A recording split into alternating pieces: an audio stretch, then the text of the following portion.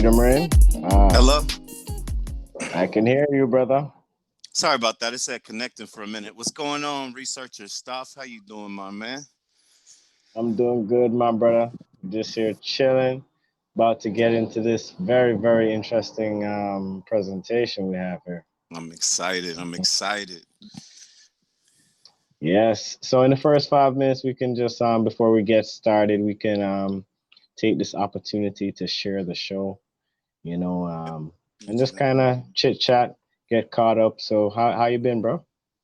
Man, I'm doing good. Just getting back to California. About to get back into teaching. School starts next week, so I'm just having a really good time. I've been able to spend some time on stereo and just like have interesting conversations with people. So I'm just enjoying that everyday life before I got to get back to get back to work. How about you? Oh man, it's been great over here, man. Just doing some tons of research, bro. Trying to get the Yeah, website up together, but I've been doing a lot of presentation research for the past few days. You know what I'm saying? Trying to put yeah. together an ancient history presentation as well as this particular presentation. So it's been interesting, man. Right, right. For some reason on mine, I can't see the title or anything, or edit it. Mm. So it's just weird. Hold on. Let me make you an admin. Oh, okay. I always Okay, forget. I I see it always now. forget to do that. It's I good. I always see forget it. to do that. All right, bro. So we're gonna get started in within the next 3 minutes. I'm gonna get set up. I'm gonna send you the documents, and we're gonna get right into it. Yeah. Yeah, I'm excited, man. Like I said last time when we were doing the pre-show, just doing the research into the Jedi Order connected so many dots. When you talk about Kemet, ancient Egypt, when you talk about the Essene order, and even the origins of a lot of biblical groups and people, this was like one of those missing links that I was able to have so much more keywords to connect all of these things, especially now that I'm diving deep into the science. And some people call it hermetic science, other people call it hermetic physics, other people say science of the mind, spiritual science. There's so many different words for it. But searching up Jedi was just such a good link to see how these sciences have been with us and even suppressed throughout history to keep away from the people. So it's such a big puzzle piece, man. Man, I'm telling you, bro. It's all connected. It's all connected. So yeah, I found a lot of interesting threads doing this research myself. To be Mm, honest, I was quite surprised at some of the threads that I found. You know, but right, yeah, quite right. interesting. Yeah, I'm excited. And right now, real quick, shout out to Queen the Scholar, and we got a ditty in the chamber. You want to hit that while we setting up? All right, let's do that. Let me pop this one. We got Queen the Scholar. Talk to the people now. Freedom Rain. I'm here for it all. Let's get it. I'm excited because this is right up my alley. Let's go, Queen. Welcome, Queen. Thank you for joining us. We're getting set up. We do have a special PDF for the listeners who are in the room. So I'm gonna make that available to you in the next Hmm. few minutes, probably within the next 5 minutes. We're just here setting up. So yeah, today's conversation is about the ancient secret orders, and we're going to be focusing on the Jedi. Now, So if that sounds yeah, go ahead. familiar to you all, it's because, and I didn't know this when I first started watching Star Wars, but we know that a lot of the times truth is stranger than fiction, and a lot of times they hide the truth into popular culture and media and fiction. So if you when you hear Jedi, the secret order that we're talking about today, and it reminds you of Star Wars, that's not where the similarities end. You'll see that he was definitely inspired and included so much of their actual, so much it should be plagiarism. No, I'm just playing. And I haven't, me and Stophe had this conversation last time. I haven't Yeah, decided whether the intentions that this is always good or bad. It may not matter, but yeah, man, it's like straight out of the book that we're not taught in school, but we're taught in Hollywood. It's so weird. It's so weird. indeed, indeed. It's quite a fascinating trip, bro. Just getting Yeah. into some of this stuff. So like the show, share the show, claps up. I'm gonna share the show a few more times in a few more groups here before we get started. And I'm gonna set up the PDF and put it on the Instagram so that the listeners can get access to that. And when you get access to that PDF that he's putting up on his Instagram right now, just go ahead and also it's like a treasure trove of keywords that you can use to search yourself and find so many different rabbit holes of information. So definitely, I'm glad that he's making that information available to follow along. And we also got Black Diamond in the queue. Let's hear from the Queen. Good evening, researcher. Good evening, Freedom. How Good are you evening. guys doing? Hope you both doing well. Yes, Star Wars, yes. huh, Jedi? Do do do do do do do do. Do do do do do do do Dun, dun, dun, do. dun. Yeah, this is Black Diamond, aka Thundercat 32. Oh, thanks for sliding Welcome. on the cat. Yes, Thank you so absolutely. much for being here. Yes, this is gonna be a very interesting show. Can't wait to hear some of the feedback when we start presenting some of this Mm, information. You know what I'm saying? exactly. So Exactly. without further ado, I am gonna create this share file here now and send it to you, and then I am gonna make it available to the listeners so we can Yes, get right follow. into this. Follow along. Go ahead and read into it. Ask your questions. And I know a lot of people are always knowledgeable in this, so we'd love to hear what you've been studying into or what you've come across in your search of the ancient world, ancient secret orders and cultures, and specifically the Order of the Jedi. Super excited.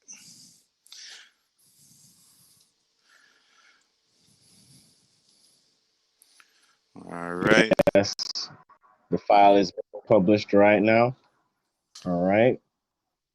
So, brother, I'm gonna Yes. just create a Google Drive link while I upload this. But in the meanwhile, we can give them a rundown of what we'll be talking about today. So we'll be talking about the Jedi priesthood, which is an ancient secret order, a priesthood of Pharaonic Egypt. Mhm. And we're going to be going through quite a few things today. We're going to be talking about the etymology. We're going to look at some of the root words and a few other things like the Star Wars inspiration you just mentioned earlier. And we're going to Mhm. take a deep dive into the priesthood itself to see what we can learn about this mysterious brotherhood. So, Right. And real quick, when you hear about Freemason groups or secret societies in today, the modern era, especially those who came through during the European age of colonization, you will see that a lot of the concepts are based on these original sacred orders, which may have had a much more honest to God purpose to the people, but nothing new is under the sun. A lot of the rituals and a lot of the practices carried out by today's secret orders heavily try to symbolically mock these priesthoods that they were inspired by. So they may have different goals, but you will see that they're often carrying out a lot of symbology to pay homage to these original groups that held sacred knowledge um, since literally some of the first days of the ancient cultures. People are wondering how advanced knowledge of the stars, advanced knowledge of the spiritual systems, what happens after death, um, an understanding and relationship with so-called Holy Spirit. How did cultures, ancient cultures, know this from day one? So that's some of the things we're going to be diving into, and I'm excited. yes, brother. So, I just created the link. Give me about a minute or so. Let me send this to you. So, yeah, have you heard about the jet pillars? Yes, and you can see them all through ancient and even modern Egypt. Absolutely. Yes, I have a few pictures of them in the PDF, so that's gonna be quite interesting. Give me 2 minutes of undivided attention. Let me get back to you. Yep, yep. I'll talk to the people nice. So one of the things, real quick, I'll just go over what we discovered in the pre-show, which was really interesting. We talked about this ancient priesthood and how the Knight Templars, when they were doing their crusade, they recovered lots of things from what's so-called the biblical Temple of Solomon, about this ancient priesthood and about the Essenes and other priesthoods. So even though the Jedi was one of the earliest and was a very specific branch, we know that the Essenes, which John the Baptist and henceforth the father and mother of Jesus, Yeshua, and even Yeshua came from, and that these priesthoods are all related and have similar related information that was passed on through generations and kept sacred to the people. So we talked a little bit about that. We talked about, of course, how Star Wars and even some animes are taking a lot of this information and kind of making fictional works and fictional stories. So my question that I want to pose to the listeners, because I'm still undecided, obviously as a kid I was a fan of Star Wars, but I'm just asking y'all, do y'all think that the powers that be don't want this information coming out? So these directors like George Lucas, do you think they're doing us a favor by sneaking it into the media so we can still know? Or do you think they're trying to make it seem fiction and ridiculous so we never approach it seriously? So that's my question to y'all. Y'all can answer at your leisure. Anything else we Definitely. touched on the pre-show? Oh, we touched on so many things. We mentioned the Keepers of the Flame, other Mm-hmm. secret orders as well. But Mm-hmm. I just want to let you know, bro, we're live. We're ready to go. I Let's sent you the go. PDF, I got it. right? And I also put it up on my IG. So for the listeners who want to follow along, check my IG profile. Ooh, look at the All layout. This is nice. Okay. This brother got right, skills, y'all. Check out this PDF, y'all. It's looking nice. so just check out my IG profile and look for the website link, and you'll find a Google Drive shared link to the PDF. And yeah, open it up and follow along with us. So we're gonna get right into the presentation without further ado. So Yes. Freedom Rain, my brother, you want to Yes, start brother. it off? Anything you want to Yeah. mention before we get into it?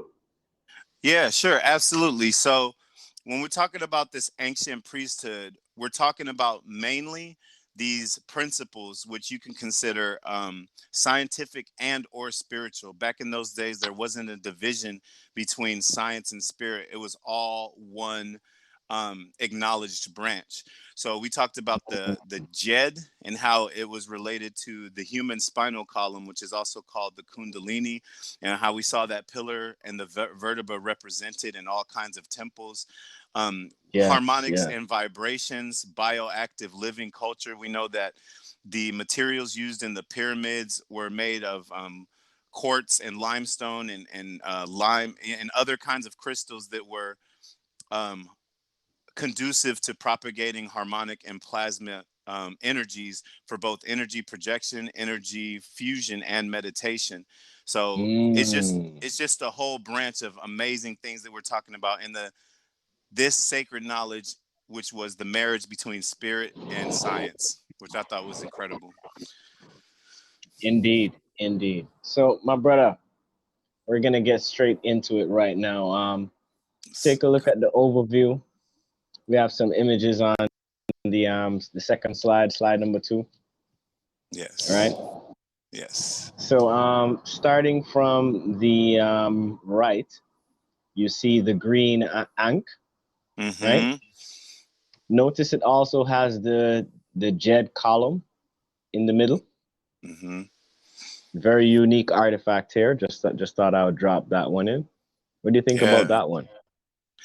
I've never seen the unity between those two, and I also noticed this very serpent-like staff in the middle. And I remember in our last talk, it came up about how Moses and other biblical figures used that staff. And Moses, even when he presented it to the king of Egypt, it turned into a serpent, a snake, which is right in Mm, line with the Kundalini, is right in line with the Jed pillar.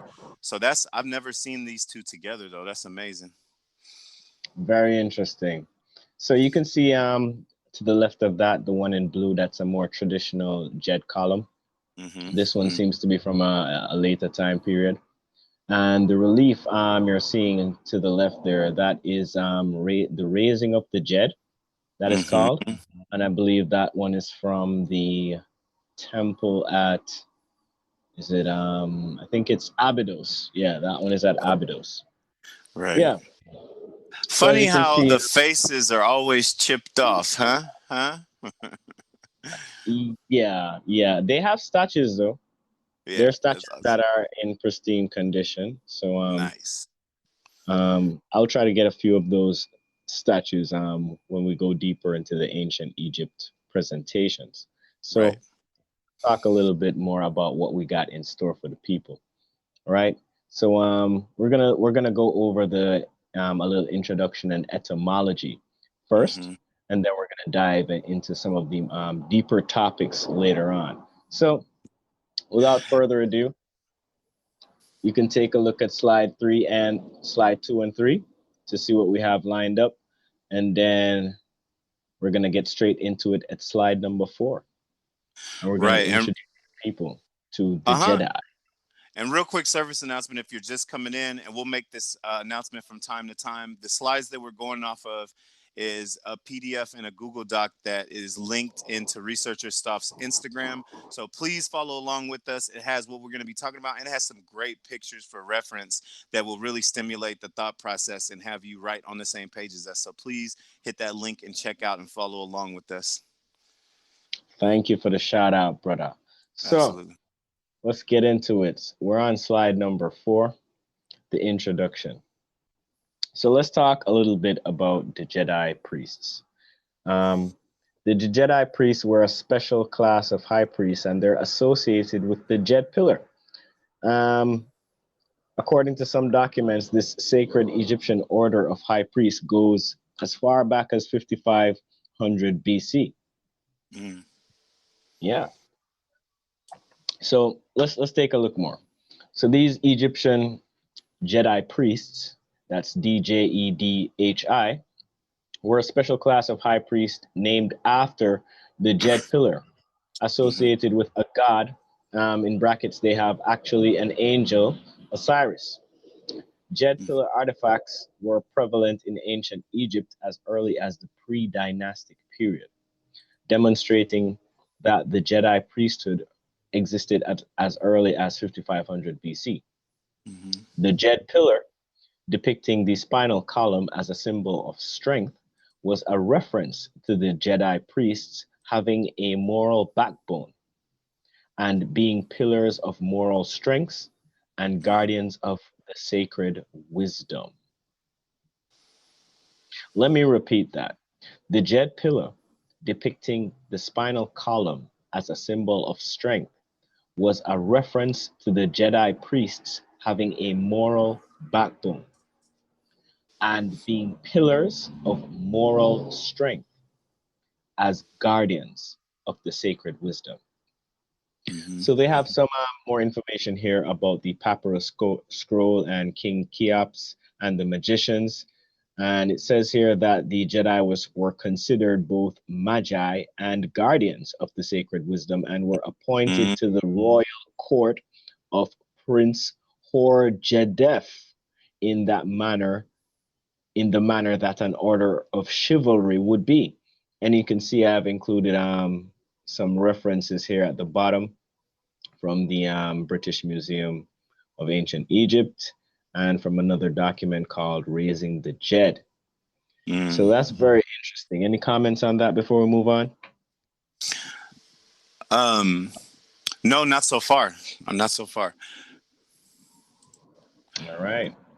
So I've tried to add the references to each of the information that I collected here at the bottom of every page with the hyperlinks to the websites where Yeah. necessary. So just in case you want to do some additional further research into the Well, Jedi. yeah, and actually I did have a little tidbit there is on this picture next to it, there's this picture of Yoda. And I think without going too far into the George Lucas, which we're going to touch on later, it's just so funny that the Jedi were a class were a special class of high priests, but they were also considered Magi. Magi was like the warriors or guardians, which is a term they used often. And it makes me The think of the wizards. Jedi. Yeah, the The wizards, wizards. bro. And it makes me think of the Jedi Knights, because they are Hmm. spiritual, they are wizard, but they also have a element of Magi or warrior or guardian to them. So Yes. I just thought, and just like we're talking about when the Brotherhood of the Serpent, so called, and other similar groups, we know that they had temples and places of worship, study, and initiation all over the world, not just all over Africa and ancient Kemet, but even in other centers of popular of other continents, and that this group was very, very similar to the Jedi's that we hear about in Star Wars, where they have a council, where they have knights.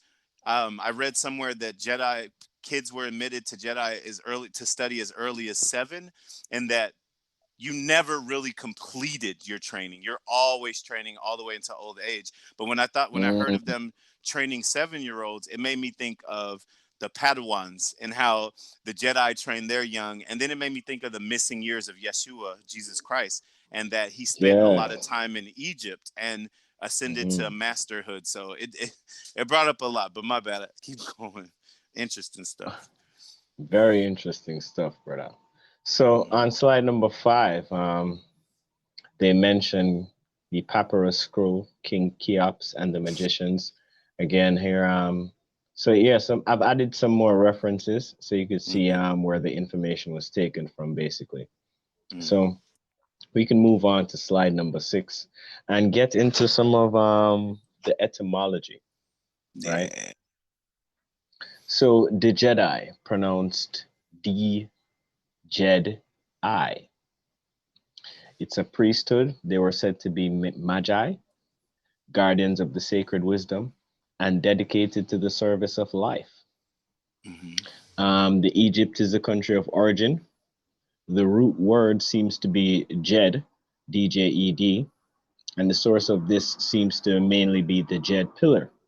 Mm-hmm. So the Jedi is also associated with magi, as we said before, guardians, wizards, and wasar staffs coming out of Egypt. And there's some origins there with the mythological story of Asar. So Right. we can continue further, and you can see I've put the picture of the Jed column, Mm-hmm. complete with the backbone, right, the spinal column, for Yes.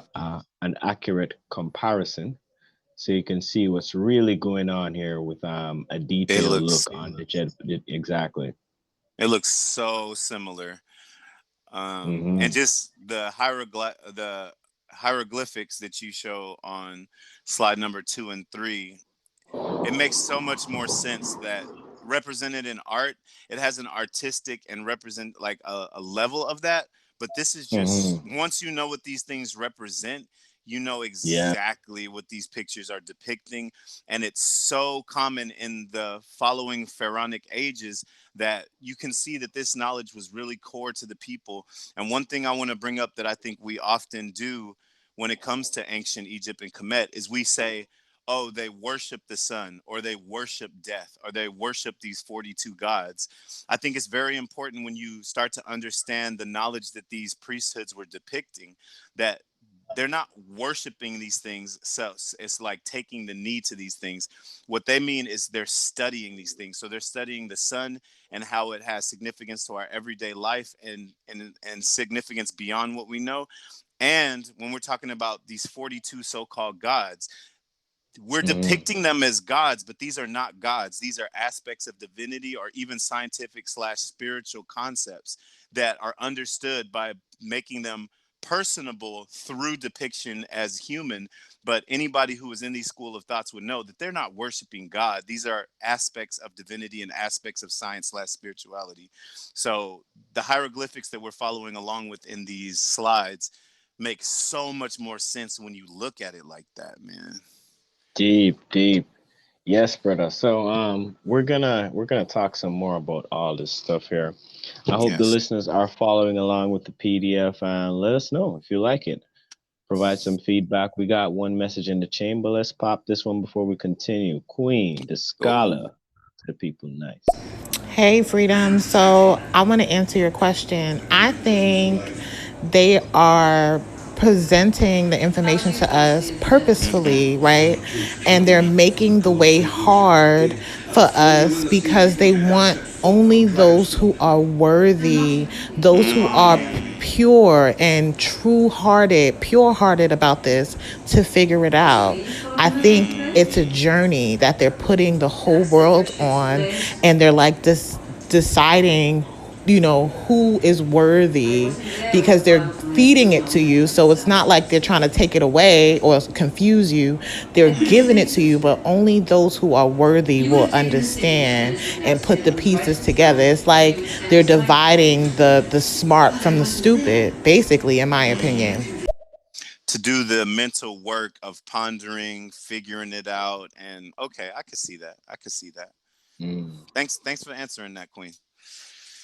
All right, Thank you for the let's contribution. Yes, most absolutely. definitely. All right, so let's get into it. So some more about the etymology before we go further. So a related, or we're on slide number 7 now. Mm-hmm. So a related origin theory suggests that the word wizard comes from those who held the staff of power, which was called the WSR Wasar. Osiris was the life force within the creation, his backbone the Jed or Jedi, hence the force of the Mm-hmm. Jedi Knight in Star Wars. Osiris was called SR or ASR, Osir, Mm-hmm. as well as Wasir. The Wasir staffs were electrical conductors of power. Hence, the wizards were Wasirs or Osiris using WSR1s for their hexes, hexagon in Egyptian Heku. So that's very interesting. You Mm-hmm. mentioned some stuff about the electrical conductors and the light bulbs in Dendera. There's an image of the Dendera light bulb on this slide. Mm-hmm. So I'm gonna kind of just toss it over to you for a little bit, bro, because I know you have a little bit that you want to talk about related to the electric conductors specifically. Right, right, absolutely. Thanks. So, one of the things that when you study the science of the Jedi and other similar groups is they're talking about a way. First of all, they're talking about the aura slash Merkaba. We hear that word Merkaba a lot, and it's saying Ba emerging from the Ka. So what they're talking to is the longitudinal magnetic waves that are traversing from your aura, and plasma projection is how and we see a lot of the technology that was in the Grand Pyramid of Giza is for quite a few things actually. It's for lucid dreaming, astral projection, um, and doing these things where you're projecting your perception of the world outside of your physical body. Merkaba, that soul, the spiritual body, being a vehicle in which you're using your consciousness is using to explore this earth. So the aura and the Merkaba was a very important thing that they're talking about. So when we see and say that, oh, why were they so focused on death? Why did they worship death? Are they a death cult? Absolutely not, because they understood that there is no death, in a sense, that birth is a Mhm. death and death is a birth. And I think that's really important for them to understand, because the Merkaba, they're saying, is like your boat to the underworld. And when you live It's your life and light, you it's your light body vehicle, bro. exactly, they called it the boat to the underworld, which is really important because it's the same way of you doing astral projection. So when you refine the quality of your attention such that you can propagate those longitudinal magnetic waves, those brain waves, just like when you're in rapid eye movement in your sleep and doing astral projection, what they're saying is, by focusing on that energy projection and strengthening your aura, that is the exact same process when it comes to death. When you have a high vibration and when you learn how to control those energies, it is what they called a successful death. So a lot of the things that are pertaining to death on their walls isn't this the act of your body dying. What they're talking about is getting these sciences and getting these things under control in your aura and your spirit and your vibration while you're alive, so that you can have a successful death, which means you can, as your aura is imploding, you have a compression of your plasma, which means you carry on after death. You can carry on your memories and experience or perception through death. So it's almost like surviving death. And we see this in Star Wars, right? We see when Obi-Wan put up his lightsaber and let Vader strike him down, all of the Jedis have the ability to astral project after they die and come in their Merkaba, their spiritual body, and come and visit and interact with people on Earth. So their memories, their experiences, and the work they do carries on after death. So this is a lot of what their science has to do with. Well said, my brother. Well said. So we're Appreciate gonna it. talk a little bit more about the Star Wars connection and George Lucas a little bit later. But so on slide number 8, we have some beautiful images here of the Wow. light bulbs at Dendera, right? The reliefs. So as you can see, these are 2 separate reliefs, and also you can notice the Jed pillar in the relief, right? With the 4 horizontal bars at the top, which is how it's traditionally represented. So this is very interesting. Hathor's temple. I think we'll have to do a little bit more research into Hathor. The Great Yeah. Cow. Yeah, that's an amazing. No, I mean the actual person Hathor. Oh, okay, okay. This is Hathor's temple at Dendera. And He's Hathor Hathor. was depicted as the Great Cow, also, right? Yes, but that's just the Okay, mythological stuff, you know. right. Which is how We're they. that's how they trick us and obfuscate the knowledge and information. Yeah. Right, just like Queen was saying, it's like somebody might look at these hieroglyphs and say, "Oh, cute story." So when you see this column and you don't know that the horizontal lines on the Jed represent stability, and you don't understand, like there's so much in this picture alone, even the serpent in the tube, that you might just say, "Oh, it's fictional," but it's absolutely scientific. It's scientific Yep. and spiritual. Everything is relevant, bro. Everything is Yes, relevant. It's all absolutely. relevant. Right. So let's pop this message from Queen the Scholar. Talk to the people now. Queen. I also following along with the PDF. I think this is so dope. I love it. If you're not following a researcher on Instagram, you should definitely follow along because I love what I'm seeing here. It does make it a lot easier, to listen in. Thank you for the feedback. We appreciate you. Yes, definitely. So, for everybody who's just joining us right now, check my IG profile, which you can access. Just tap on my little head right here on stereo, and then you'll see the button come up to the menu. Click on my IG, go over to IG, and check my main profile. You'll see a web link. It's to a PDF file. Follow along. After this presentation is over, that PDF will no longer be available through that link. So this is live, this is exclusive. So yeah, Freedom Reign researcher staff in the building talking about ancient secret orders, the Jedi. Yes. Let's get it. Let's So get it. let's talk about Star Wars, bro. All right, we're on slide number 9, bro. Let's do it. Okay, so George Lucas came up with this concept called the Jedi Knight. Right?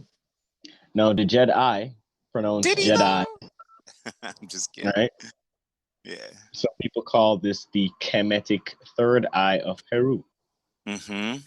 Egyptian Jedi from astrology, the astro tribe astrology, the Jedet.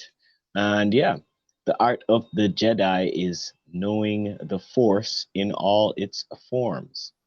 Interesting some of the inspiration that George Lucas took when he was creating this group that's clearly heavily based on the ancient Clearly. Egyptian.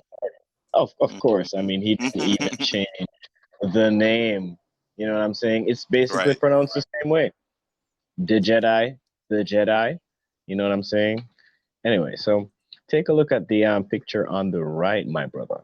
Notice anything interesting? Now, look, I didn't want to shout out ahead of time, but when I first saw this, bro, I had never pictured the King Sphinx and Darth Vader's head, how similarly shaped they look. Like I never, and when I was listening to George Lucas, because again, I was a big fan, he was saying that he pictured Darth Vader is a wolf. Well, it seems he pictured him more like a lion.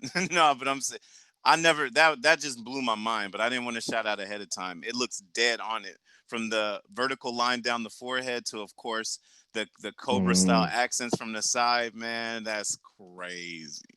So the similarity that I wanted to notice specifically is how the Egyptian headdress is shaped on the Sphinx and the Exactly, correlation with Darth Vader's helmet, right? bro. Mm-hmm. So that there's a definite correlation there, and in some of the ancient history shows that I'm doing, maybe when we talk about the face on Mars, I'll dive deeper into that because there's some more Okay. correlations with that. So yeah, Ab- bro. Absolutely. And Any I see it says comments?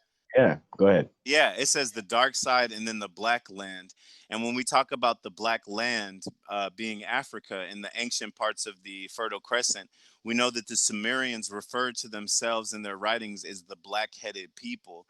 And the reason that that's really important is because parts of Africa were also then called Ethiopia, which means land of the burnt faced people. So I think we have to be careful when we talk about how society with um, has associated terrible or horrible things with black or darkness.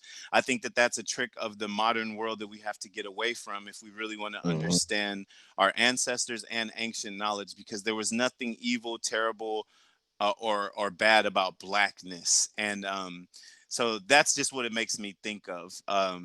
But yeah, that headdress is like dead on it. And we also know that Darth Vader was a Jedi Knight, right? He had his initiation. He went through the circles, but he had a personality flaw that was exploited by Sith. And we talked about earlier that Sith, that's where we get Sith in the Star Wars universe from Set from the Osiris and Heru and Isis myth, which represents that evil opposite, that evil equal opposite of Osiris. So there's just so much hidden inside the story that There it's is so much. so Can't much. possibly cover it all today, but just to kind of tap in on what you said a while ago, like think about it this way, right? Hmm. So the Jedi are based on an actual group. Hmm. So what if the Sith are? Ooh, Right. Right. ooh, I'm done. Right. No, absolutely. And we talk about what it makes me think of when we talk about the Sumerians and the Babylonians, two of these ancient cultures. We saw a very Sith-like ancient order developing, and we saw a very Jedi-like ancient order developing, and we saw that these two Yeah. have has back and forth of wars, and we really saw that this ancient Sith-like order was really trying to always suppress and destroy the Jedi and keep that knowledge from the people. And one of the things, since we're on the topic of Star Wars, that I realized not only are the Sith based on Set, and that's where we get that, but we Mhm. noticed that it's very imperial. The Templar order, the dark side is very imperial, almost like the Roman army was. We see that the Emperor Palpatine, we get his name, we listen to his name, Palpatine, and that reminds you of papacy, which is the structure and the order in which the Vatican is ruled by the papacy. So Palpatine, Ooh, papacy, it's just so much in there. And we know that in the secret libraries of the Vatican, of the papacy, a lot of so-called Jedi and ancient relics and information that's withheld from the people is locked away in these libraries. So it's crazy, man. It's crazy absolutely stuff. crazy. So let's transition to the next slide, and we're Mm-hmm. gonna talk some more about the Star Wars inspiration that George Lucas got. Mm-hmm. So we have here an article. This was taken from Michael Henry Dunn, he wrote this. So let me just go through it. It says The First Jedi, The Origins of the Templar Order by Michael Henry Dunn. The famous Jedi Knights of the Star Wars films by George Lucas were based upon research from his mentor, the scholar Joseph Campbell, who Mm-hmm. noted the historical Templars continuing the Jedi priesthood of ancient Egypt. Interesting. Mm. The ancient priesthood of Solomon, which the Knights Templar recovered from the biblical Temple of Solomon, featured the authentic practices of Jesus the Nazarene Essene, Mm-hmm. including esoteric energy work through meditation involving the purification of spiritual energy centers along the spinal column. Hmm, See? interesting. That tradition of the Essenes originated from the Jedi priesthood of Pharaonic Egypt, named after the Djed pillar, symbol representing the spinal column with vertebrae. The Jedi priests specialized in mastering the flow of Holy Spirit energies through Mm. points along the spinal column, primarily using intensive meditation techniques. Yo, there's so much right here. I think in part because of modern religions, we fantasize that Jesus had special powers for miracles because he was the son of God. Easy done. I don't need to explain it anymore, right? But no, it's not like that. We have to understand that Jesus had practices. There was definitely an entire priesthood dedicated to training um, people like Jesus for years. And we hear of the 15 ascended masters before Jesus Christ. So people who are religious might say, okay, well, Jesus or Yahushua is set apart because there's something different in his DNA. Fine. I won't even argue that right now. But what I will say is this is that his father and Mary belonged to the Essenes, the ancient priesthood of the Essenes, which also did John the Baptist. And John the Baptist is someone who caused significant headaches for Rome. And it's documented because the way he would preach and the way he would heal people and the way he would perform holy spiritual water, which Holy Spirit water practices, which we now call baptism, it's documented that Rome slash the Templar order slash the empire hated that, and they eventually killed him for it. But Jesus and all these people were practicing in the Nazarene Essene groups, and we know that the Essenes, we found a lot of their writings in the Dead Sea, and caverns around the Dead Sea. And so I think it's so important to realize that the ancient priesthood of Solomon was just another branch that's carrying on this information, Indeed, and indeed, it's just yes. so important that people realize that is that these people practice meditation, purifications, working with that same Merkaba and aura energy that you and I were just talking about. So when you hear these ascended masters being able to turn water into wine, which is what the Jedi called alchemy, and heal the sick and cure the blind, these are all powers you get from learning to transmute. And Jesus himself, Yahushua, I got to stop calling him that, said, do not be amazed, for all of these things you can also do. So we're talking about an ancient priesthood that held knowledge, that was taking people under their wing and teaching them, like Peter, to learn to do these things themselves. Peter, before the crucifixion, nearly walked on water. He almost did, but doubt got in the way. So I think it's just important to say that this is a group that has been going thousands of years before Jesus, and some people just have a spiritual connection and of course take to it better than others are learning, but it's really powerful information that these groups existed, and that um well, I'll save that for our next section. But yeah, that archaeologists and rich people of our modern day spent a lot of money. Like, people think, oh, it's not just, let me put this stuff in museums to make myself feel good.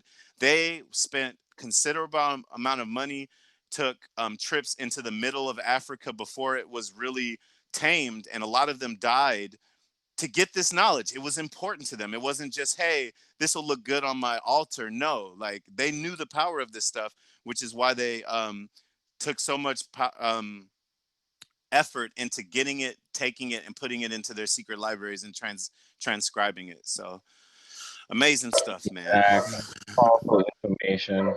Definitely worth holding on to once you know the Mm-hmm. value. So let's transition right now into slide number 11. For those of you just joining us, check my Instagram profile and you'll see a link to a PDF document on my profile on Instagram. Just check it and follow along with us. We're on slide number 11. We're going to dive deep into the Jedi priesthood. Let's see what we can learn. Yes. So, according to this gentleman here who put out this article on intothemythica.com, it says here the Jedi are real. They are the pillars, the light bearers, the guardians and champions of the high ideal of embodied virtue. Mm-hmm. They take many forms across the incarnate, yet their purpose is always the same: to hold space for what is right, for what is just, and what is true. Mm. What should be understood is that the mythologies of our media are based on real things. Mm-hmm. Throughout time, the Jedi have always existed, beings of cultivated techniques of attainment and energetic mastery, devoted to serving the world.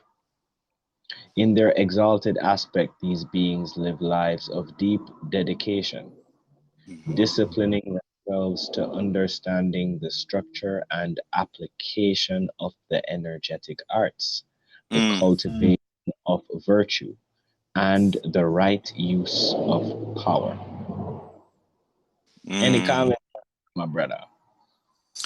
Yes, yes, absolutely. That was so well put. And so when we talk about these groups that had knowledge of the stars, the precession of the equinox, which is a event that takes 2,000 years for even modern scientists to observe.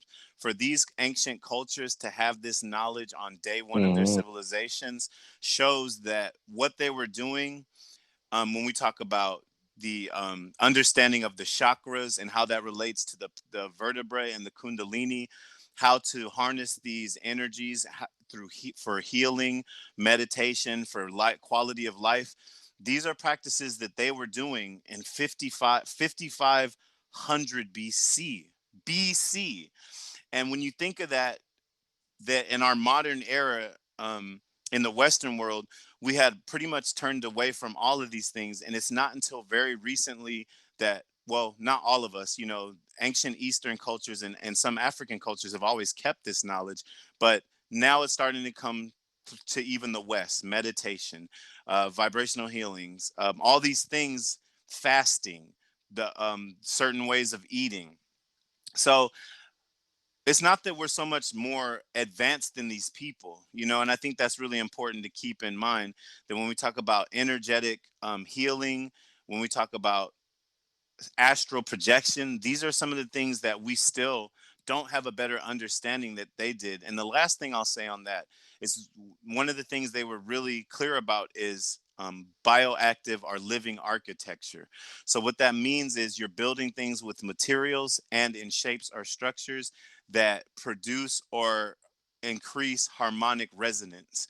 And just like those upward ascending staircases that you see in pyramids that look like stairways going up into a triangle, those have been proven now scientifically to reverberate certain frequencies and hertz that actually literally liberates your soul and activates your pineal gland.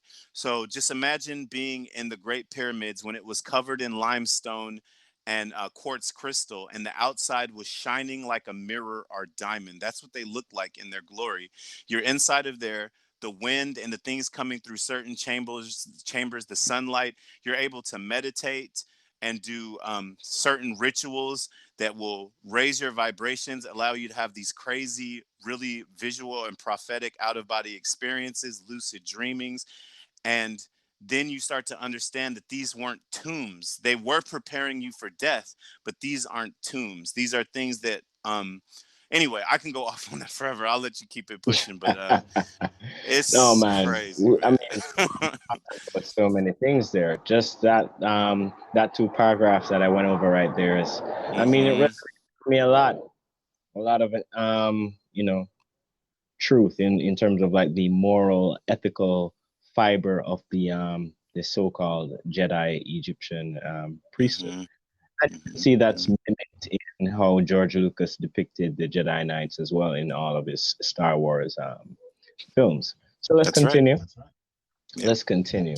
On slide number 12 now, it says here, in many cases, the Jedi are physically fit, flush with vitality, blending the qualities of heaven and earth in the Mm. sacred container of the body. They work closely with the forces of force and flow, coming to understand the deeper aspects of our incarnate forms and how to align themselves with the natural divinity that is larger than the self. Mm. The Jedi arts have many names, referred to as practices of Qigong, of tantric yogas, of intentional manifestation, and elemental craft. Yet underlying all of these things is a fierce dedication to service, embodying the brightest aspects of our human condition. Mm. Mm. Any comments there, bro? Yeah, just when you hear the word the force in Star Wars a lot of the things they're talking about is centripetal force, which is something Mhm. that humans have been known to be able to control, especially when they come together in meditation, prayer, or any other kind of intention setting focus on something. And there's been some studies that during these experiments where they would have children all over the world try to sing a song or pray or do certain things at a certain times, our sun's solar flares were affected. So, and that was just us focusing on a song together. Imagine what some ascended masters would be able to do when they're harnessing the power of leveling centripetal force through their intentions. So Mm, I thought that that was really cool to understand is their word for force. Yeah. very interesting. But all of this kind of reminds me of, higher spiritual growth and development. I kind of Hmm. feel like I'm walking the path of a Jedi already Absolutely. in some sense, Absolutely. you know. Yeah. But And yeah, real let's. quick, oh, real Oh, quick go in the ahead. Bible, we hear the term Jedediah used all the time. Jedediah, Jedediah. And we know that that means, if you break down the etymology, it means beloved friend of God, AKA relationship with God. So rather than having like a subservient fear of God or praising or worshiping, what it means is having a direct connection to the source that you are communicating back and forth and you are omnipresent, knowing that the dream, the dreamer, and the dreamt are all one. So, Mm, yeah, beloved friend of God is what Jedediah means in the Bible. mind, body, and soul. Exactly, that Trinity. Go ahead then. Connecting with source, you know. Exactly. Hmm. So yes. So let me just read over slide number 12 because that was so profound and then we can Hmm. continue. So it says here they're describing the Jedi in the first paragraph and then the second paragraph goes into some deeper aspects. So they say in many cases the Jedi are physically fit, flush with vitality, blending the qualities of heaven and earth in the sacred container of the body. They Mm. work closely with the forces of force and flow, coming to understand the deeper aspect of our incarnate forms and how to align themselves with the natural divinity that is larger than the self. Hmm. The Jedi arts have many names, referred to as practices of Qigong, of tantric yogas, of intentional manifestation and elemental craft. Mm-hmm. Yet underlying all of these things is a fierce dedication to service, embodying the brightest aspects of our human condition. Very beautiful. So, Absolutely. yeah, let's continue now. So on slide number 13, for those of you who are following us, we have a special little connection here. So the Jedi, the connections to their Essenes, the Knights Templar, spiritual growth and development, and the chakras. So let's go through this. And this is taken from the Knights Templar Order.org. The ancient priesthood of Solomon, which the Knights Templar recovered from the biblical Temple of Solomon, featured the authentic practices of Jesus the Nazarene Essene, including esoteric energy work through meditation involving the purification of spiritual energy centers along the spinal column, which we mentioned earlier. Mm-hmm.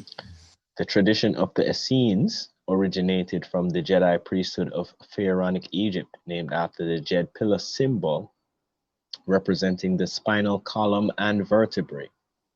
The Jedi priest specialized in mastering the flow of Holy Spirit energies through points along the spinal column, primarily using intensive meditation techniques.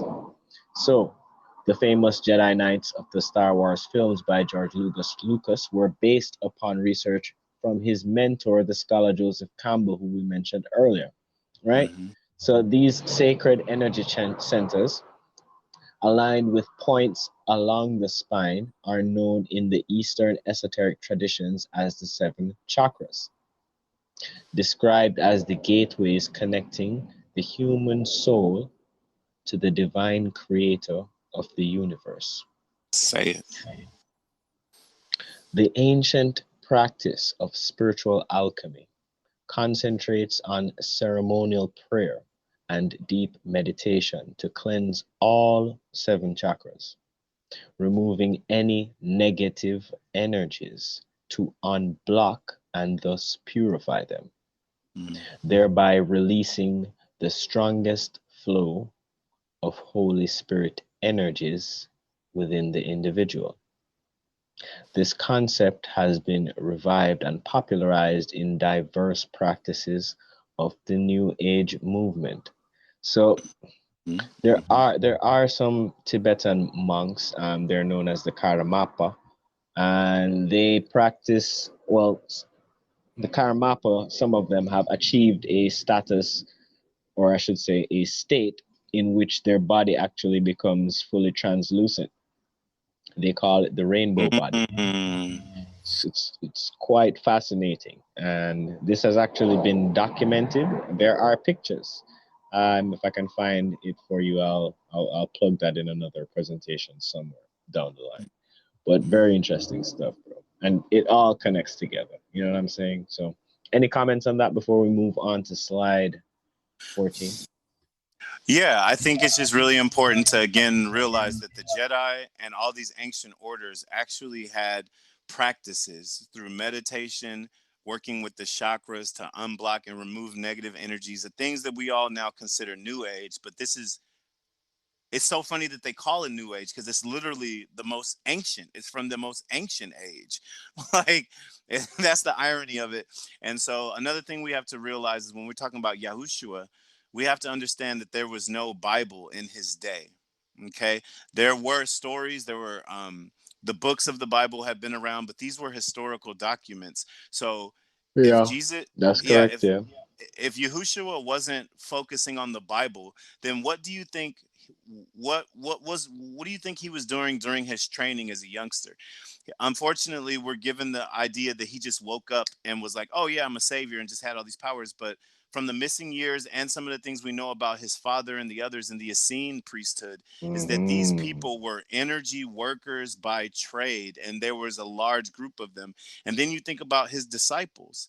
If there was no Bible, they weren't sitting around and doing Bible study. They were all doing what?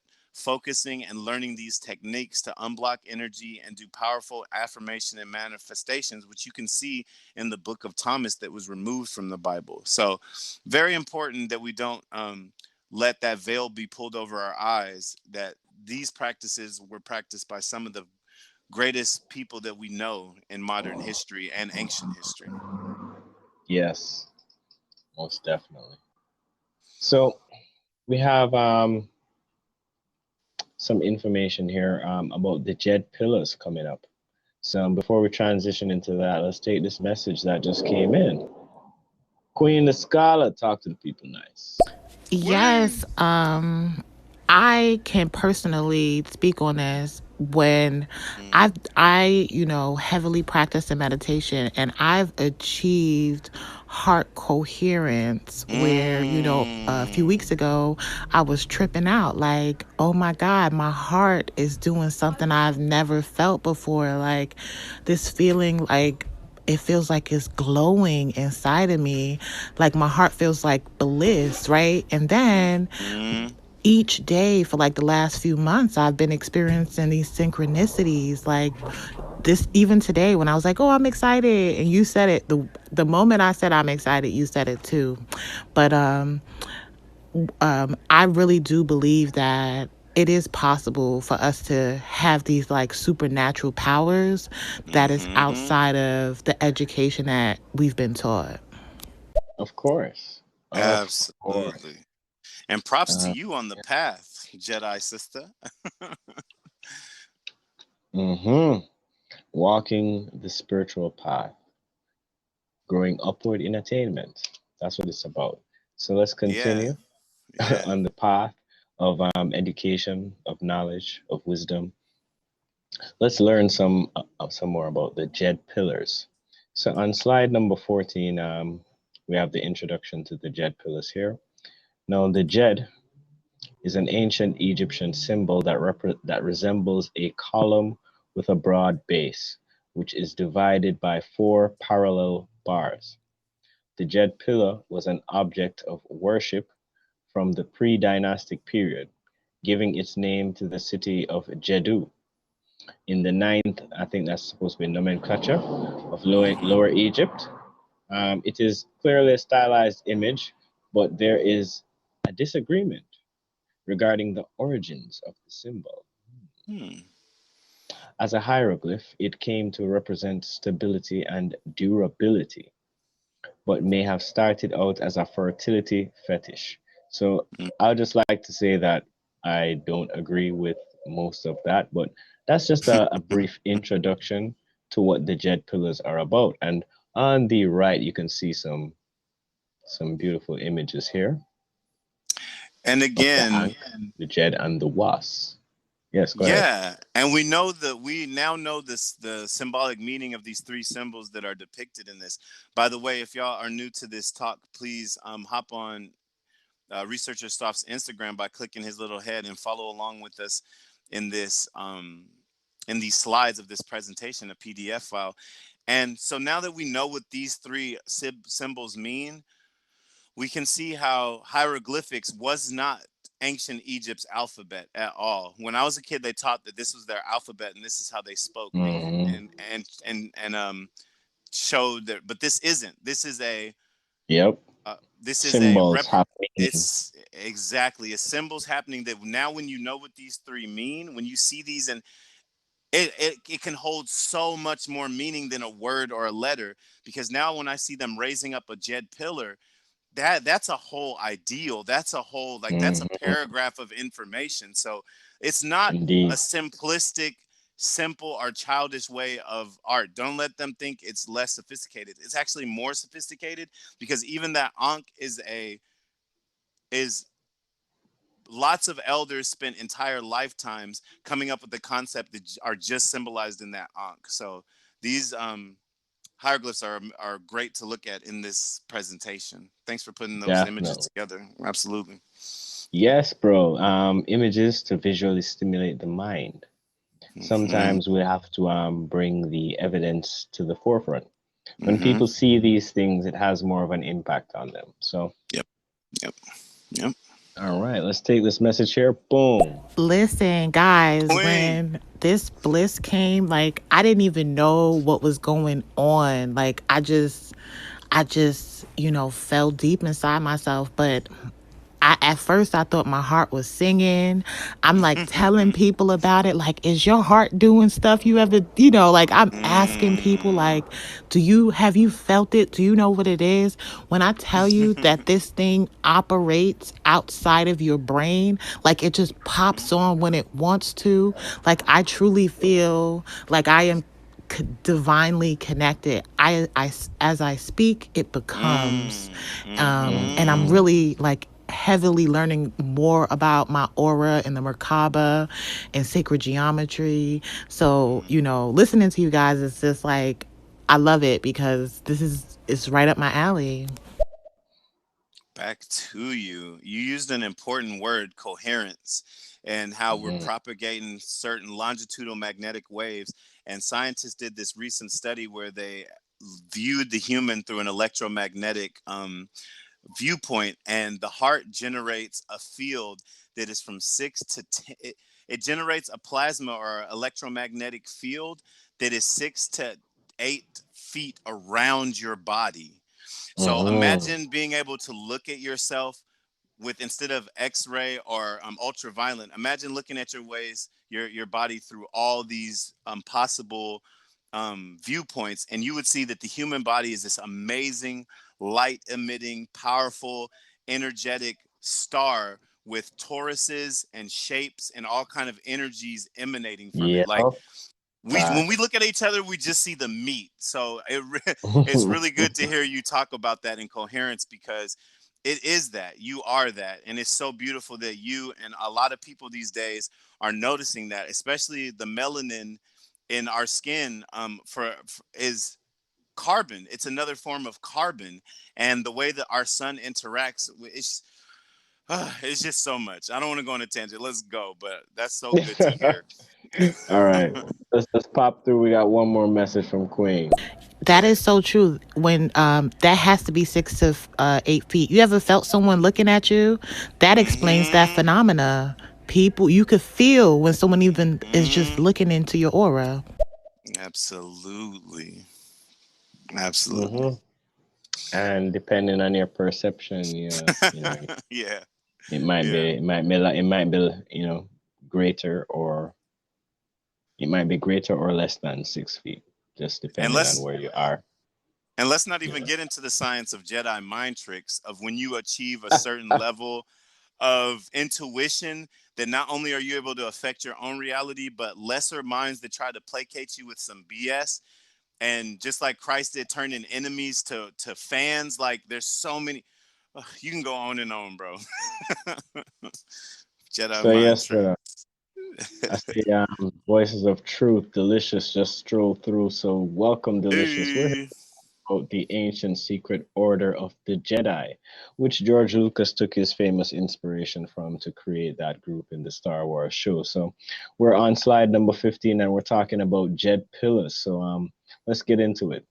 It says Let's here go. the three most important symbols, often appearing in all manner of Egyptian artwork from amulets to architecture, were the Hmm. Ankh, the Jed, and the Was scepter. Hmm. Hmm. These are frequently combined in inscriptions and often appear on sarcophagi together in a group or separately, as we have seen in the pictures before. In the case of each of these, the form represents the eternal value of the concept. The Ankh represented life, the Jed represented stability, and the Was represented power. Any comments on that, brah? Yeah, just real quick. And this is Mhm. also plugged to Star Wars. Is that when you look at the rebellion, the Rebel Alliance's flag, it has that crescent moon and that point on it. And so this flag is almost exactly a replica of the Sufi flag, which is a group in ancient Middle East and Africa. The Sufi rebels have the exact same symbol on their flag. So it's just another synchronicity of the universe that Star Wars was based in, directly reaching and incorporating what we currently see. So much Mm, symbology. indeed. Delicious. I just hit you up on your Instagram, so you know, so you can check the PDF if you're interested. So let's pop through. We got Delicious in the message box. Talk to the people. Nice. Delicious. Animals don't even question their instincts. They don't even have to see the danger, and instinctively they know that it's coming. We have the same ability, but when we get that gut feeling, we sometimes ignore it. Shout out to researcher, voices of truth. What's really good, sir? I do apologize. Yes. I Big do. up. I really do. I didn't look at your name, but it is really, really nice to be in this room. And it is really nice to meet you. Shout out to everyone in the room as well. Researcher was really good. Yeah, we good. Yeah, Shout I'm out to talking about some of my favorite topics right now. So it's all good right now. Wagwan to everybody, yo. Big up. Blessings from Jamaica. I don't know.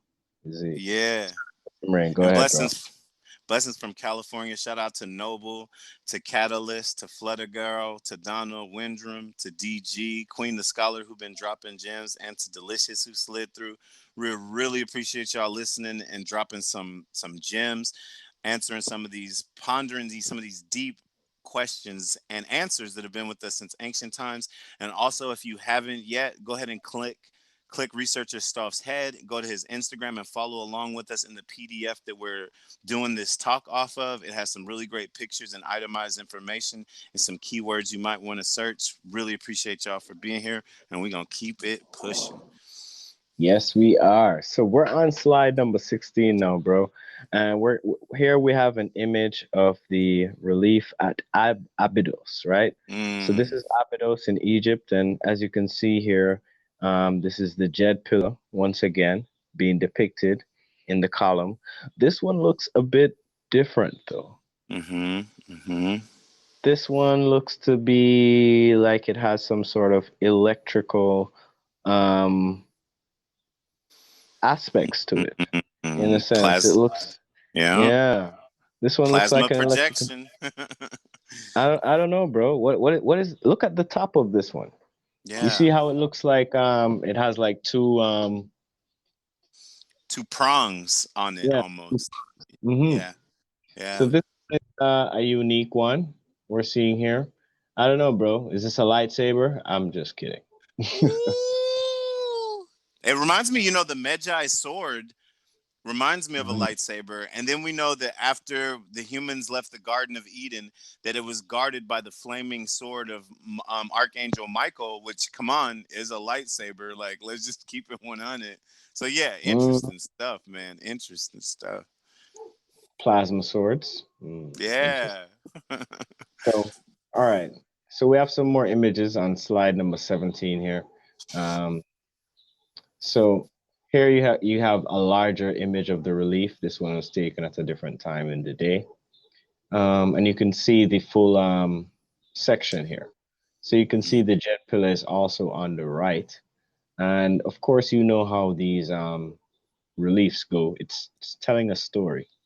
Right. So we definitely do need to examine these writings, these hieroglyphs, these reliefs, anything we can get our hands on that's related to the Djed pillars, the Jedi priesthood specifically, so we can find out some more about this mysterious ancient secret brotherhood, guiding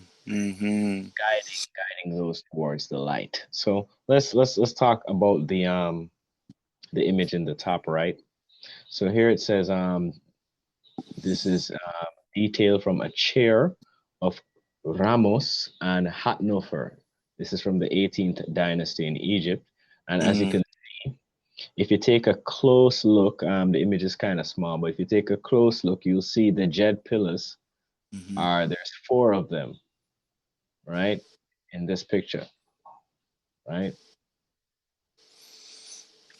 Yeah. Yeah. And then something in between, then another Djed column.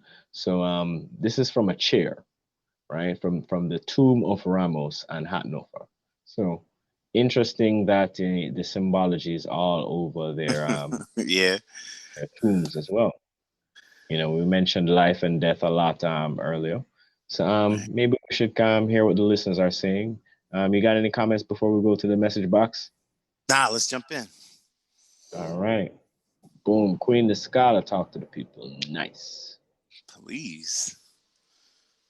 I just want to say I'm big mad that they tried to chisel their faces, tried to Mm-hmm. destroy our history. Like, when I tell you guys, I'm enraged.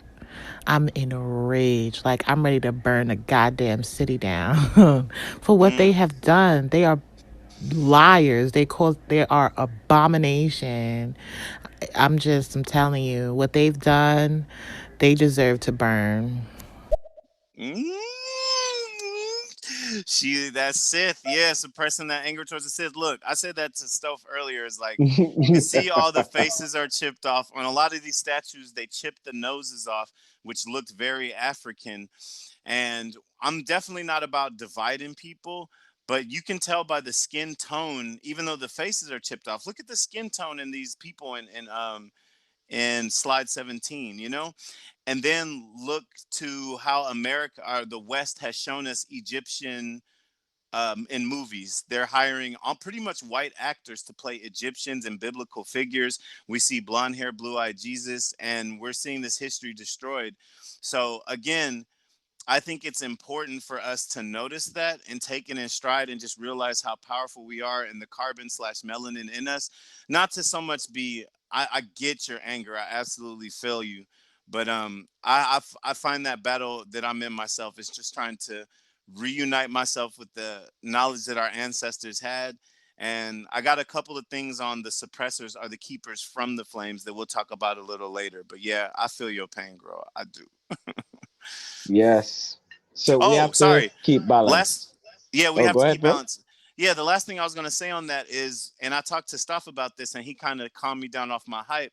But keeping in mind them chiseling the faces off, I also had a problem with, like, just like the Egyptians. It's like George Lucas. I love that universe, but if you watch the first three Star Wars films, everybody's white except Lando Calrissian, you know? So I have, it hurts me sometimes that they'll take something like the Jedi, which is an ancient uh spiritual scientific system that was created and honed in ancient Africa. But then when they present it, it's all blonde hair, blue eyed heroes that fighting against the dark side and fighting against blackness. You know what I mean? They don't say blackness, but they say the dark side. And it's just all this internalized dynamic that I had to really fight from. And then in more recent Star Wars, after things became more, politically, culturally approachable, we have Mace Windu, we have other kind of Jedi. So, but yeah, the first three Star Wars movies were so white. So I get what you're saying, and I hate that our own knowledge, while they're showing us on TV like voodoo and how primitive and monkeys ancient black people were, they're taking all of our ancient culture and history and presenting it in whiteface. So it's a little difficult. So I get what you're saying. I get what you're It saying. is, but we have to remember, um, if you're going to direct anger, because we Mm. all talk about they. It's time we Mm-hmm. start putting some names to this thing and Mm-hmm. Say it. just randomly speaking of they, because some people think they are all white people, and I have a big Thank you. problem with that sort of division. Me too. Me too. Yeah.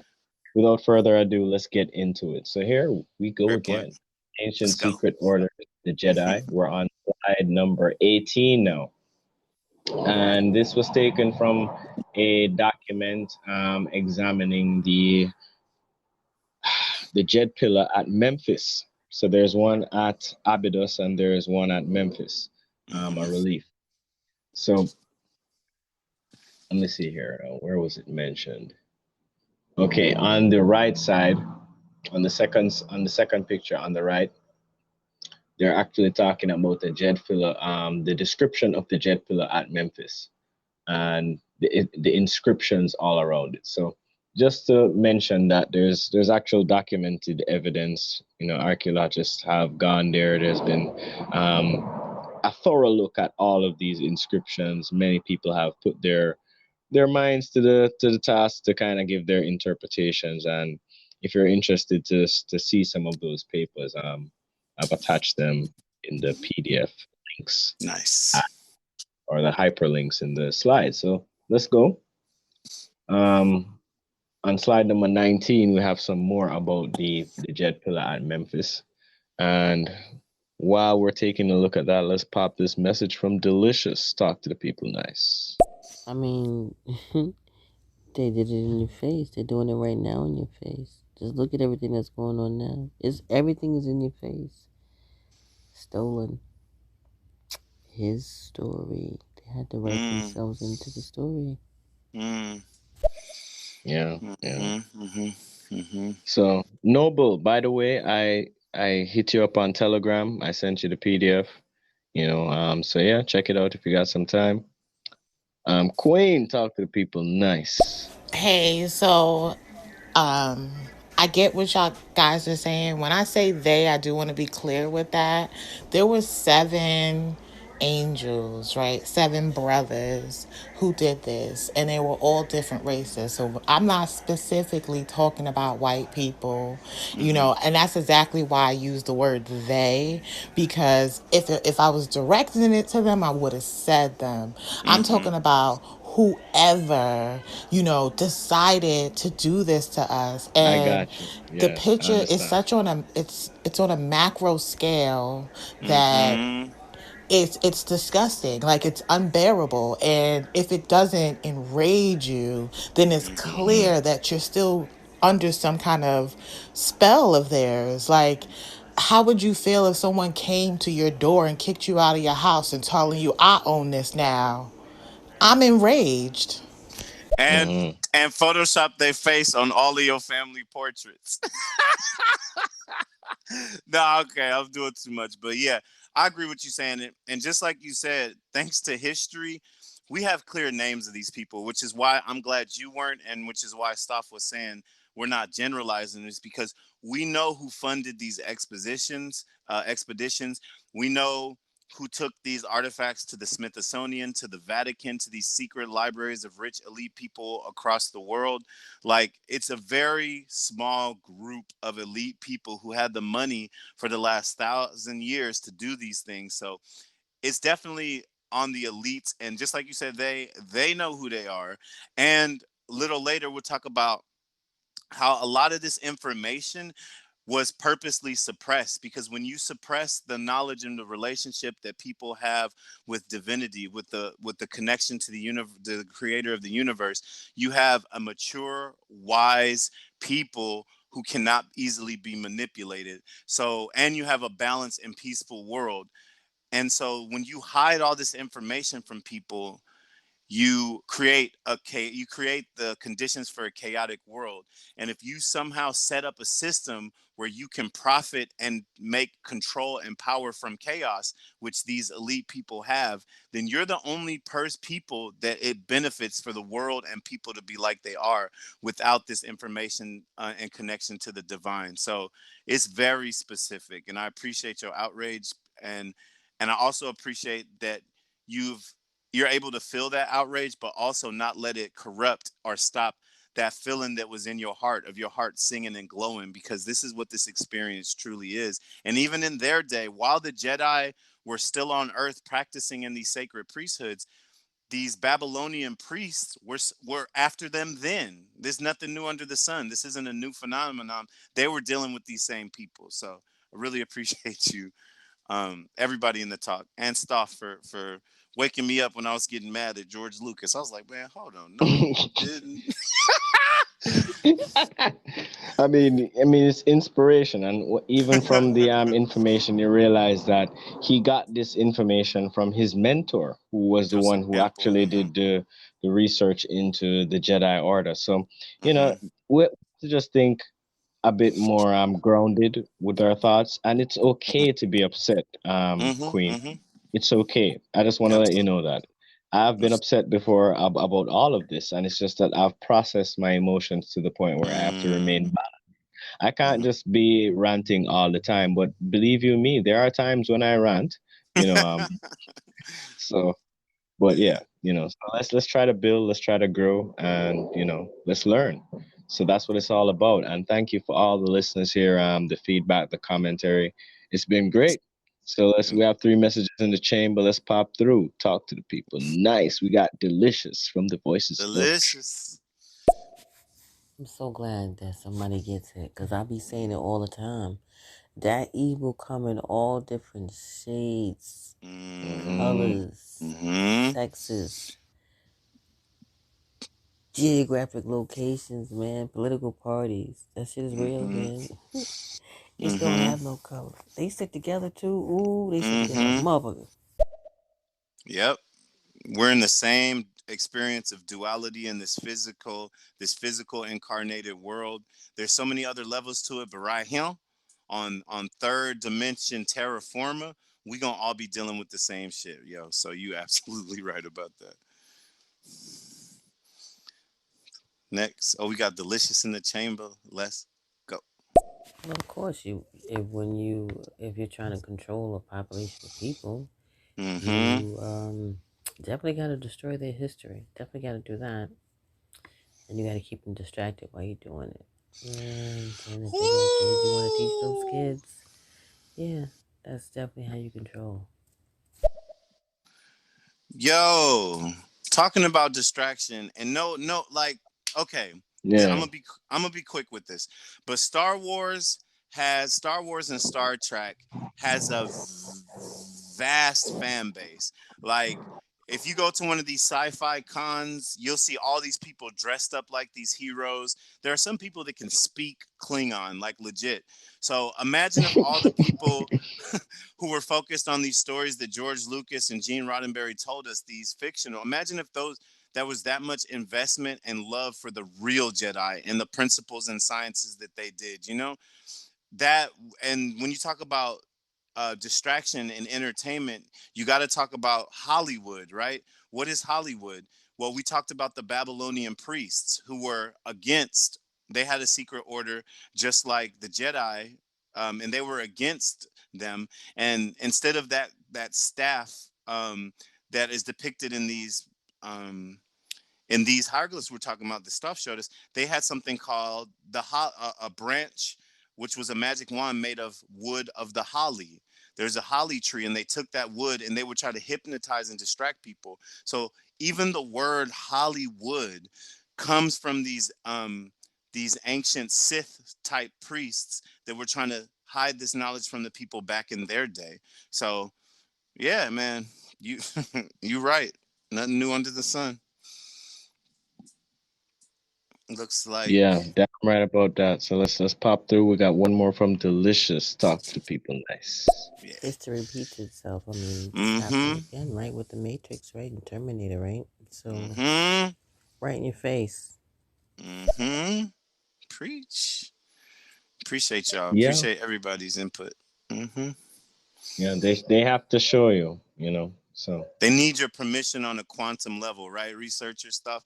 That's why if tacit they acquiescence. Yep, that's what it's called. exactly. And that's why when you go through all these buildings, like if you go to Masonic lodges, or in my place, in my hometown, we have this temple. They have symbology everywhere that if you were really open, you look and say, I know exactly what you're saying. Who do you think you are? But they put this stuff in public and then open because at a certain subconscious level, they need your permission to do this, because this is a free will universe and we're still the holders of the Hmm. keys of these stargates. So you're absolutely right. Masters of the universe. So, Oh. all right, let's talk a little bit more about the Jet Pillar. On slide number 19 here, we have some information regarding the pillar at Memphis, right? Mm-hmm. So, this is taken from Vincent Verschuur, Arnold John Stewart, and Kaki Demarie. Yes, you heard that name right. So, imaging and imagining the Memphite necropolis. So they were Mm-hmm. doing a survey of this entire area at Memphis, and the jet pillar was mentioned once again. So I'm just going to read that paragraph. So in 1991, said Gohere published a stray block found just north of the Unas Causeway, where he suggests it may have been reused in a later building. The block shows a standing man in raised relief steadying a large object. The edge of which he appears to be clasping with his left hand. while his raised right hand is also supporting it. Although the bottom of the scene is missing, it is clear that the object must have stood on the same baseline as the man holding it. It flares out towards the bottom and would seem to represent a large Djed pillar. Hmm. Mm-hmm. Mm-hmm. Even though in all examples known to me of a standing figure supporting a Djed pillar, the man is either carrying it on his shoulders or lifting it up above his head with both hands. Mm. In front of the scene is a single column of text in sunk relief giving the man's name and title, which Gohari reads as follows. And clearly I can't read that. So, yeah, very interesting stuff here going into the archaeological evidence at Memphis. So this Mm-hmm. requires us to use our discernment, take a look at the knowledge, and see what we can learn. So it's clear Mm-hmm. here that this particular researcher who put together this document here says that this relief, where it was found, is not in its original place. So that's one noteworthy factor we can take from Mm-hmm. the document before we move on. So we have one message in the chamber. Let me pop this one here. Boom. Yeah. Elohim. Elohim the prophet. Talk to the people. Hey, it was good, my boy, researcher and freedom. Yeah, What's I'm gonna up, respond Prophet? in a few because you know, I'm gonna say I'm gonna talk to researcher on Instagram. We might have to do another part of this. You know, I'll be studying this type of shit as well Mm-hmm. Mm-hmm. with Harry Potter and figuring that shit out. But I don't want Mm-hmm. to take away from the show. So Oh, we Mm. understand, brother. We can do a talk about the Jedi, and like, so what right now, Freedom Rain and I are doing a special presentation. This is going to be part of a series where we cover this stuff. There's really way too much for us to get in one presentation in like a 2 hour Always. segment. Yeah. But I do have a PDF for this presentation as well, Elohim. So you can check the Instagram. You know how we do regularly. So all right. Mm-hmm. Give Mm-hmm. me a And sec Harry here. Potter, just again, it's another secret priesthood order of magi slash magic or wizards. Hmm. So you absolutely right about that, Elohim, is that there's so many ways that this knowledge has been hidden into our fiction and pop culture for nefarious or good reasons. But yeah, thanks for that comment and noticing, man. It's deep about you. Most deaf. So big up to everybody strolling through. We're talking about the ancient secret orders. This is the series with Freedom Rain and myself, researcher Stophe, and today we're talking about the Jedi. So Yes. we're on slide number 20, and here we have the mention of a city called Djedu or Djedu. Jedu, I guess you would pronounce that. So this is called Busiris, and this is located in Lower Egypt. Mm-hmm. So the pharaonic name was Jedu. So let's take a look at some more information here on slide number 21. Let's get our bearings straight, right? Yeah. So we have a map on slide number 21, and we can Mm-hmm. see the Nile Delta. We can see the Giza area towards the bottom of the map, and then you can see Memphis and Dashur. So this is where we're talking about.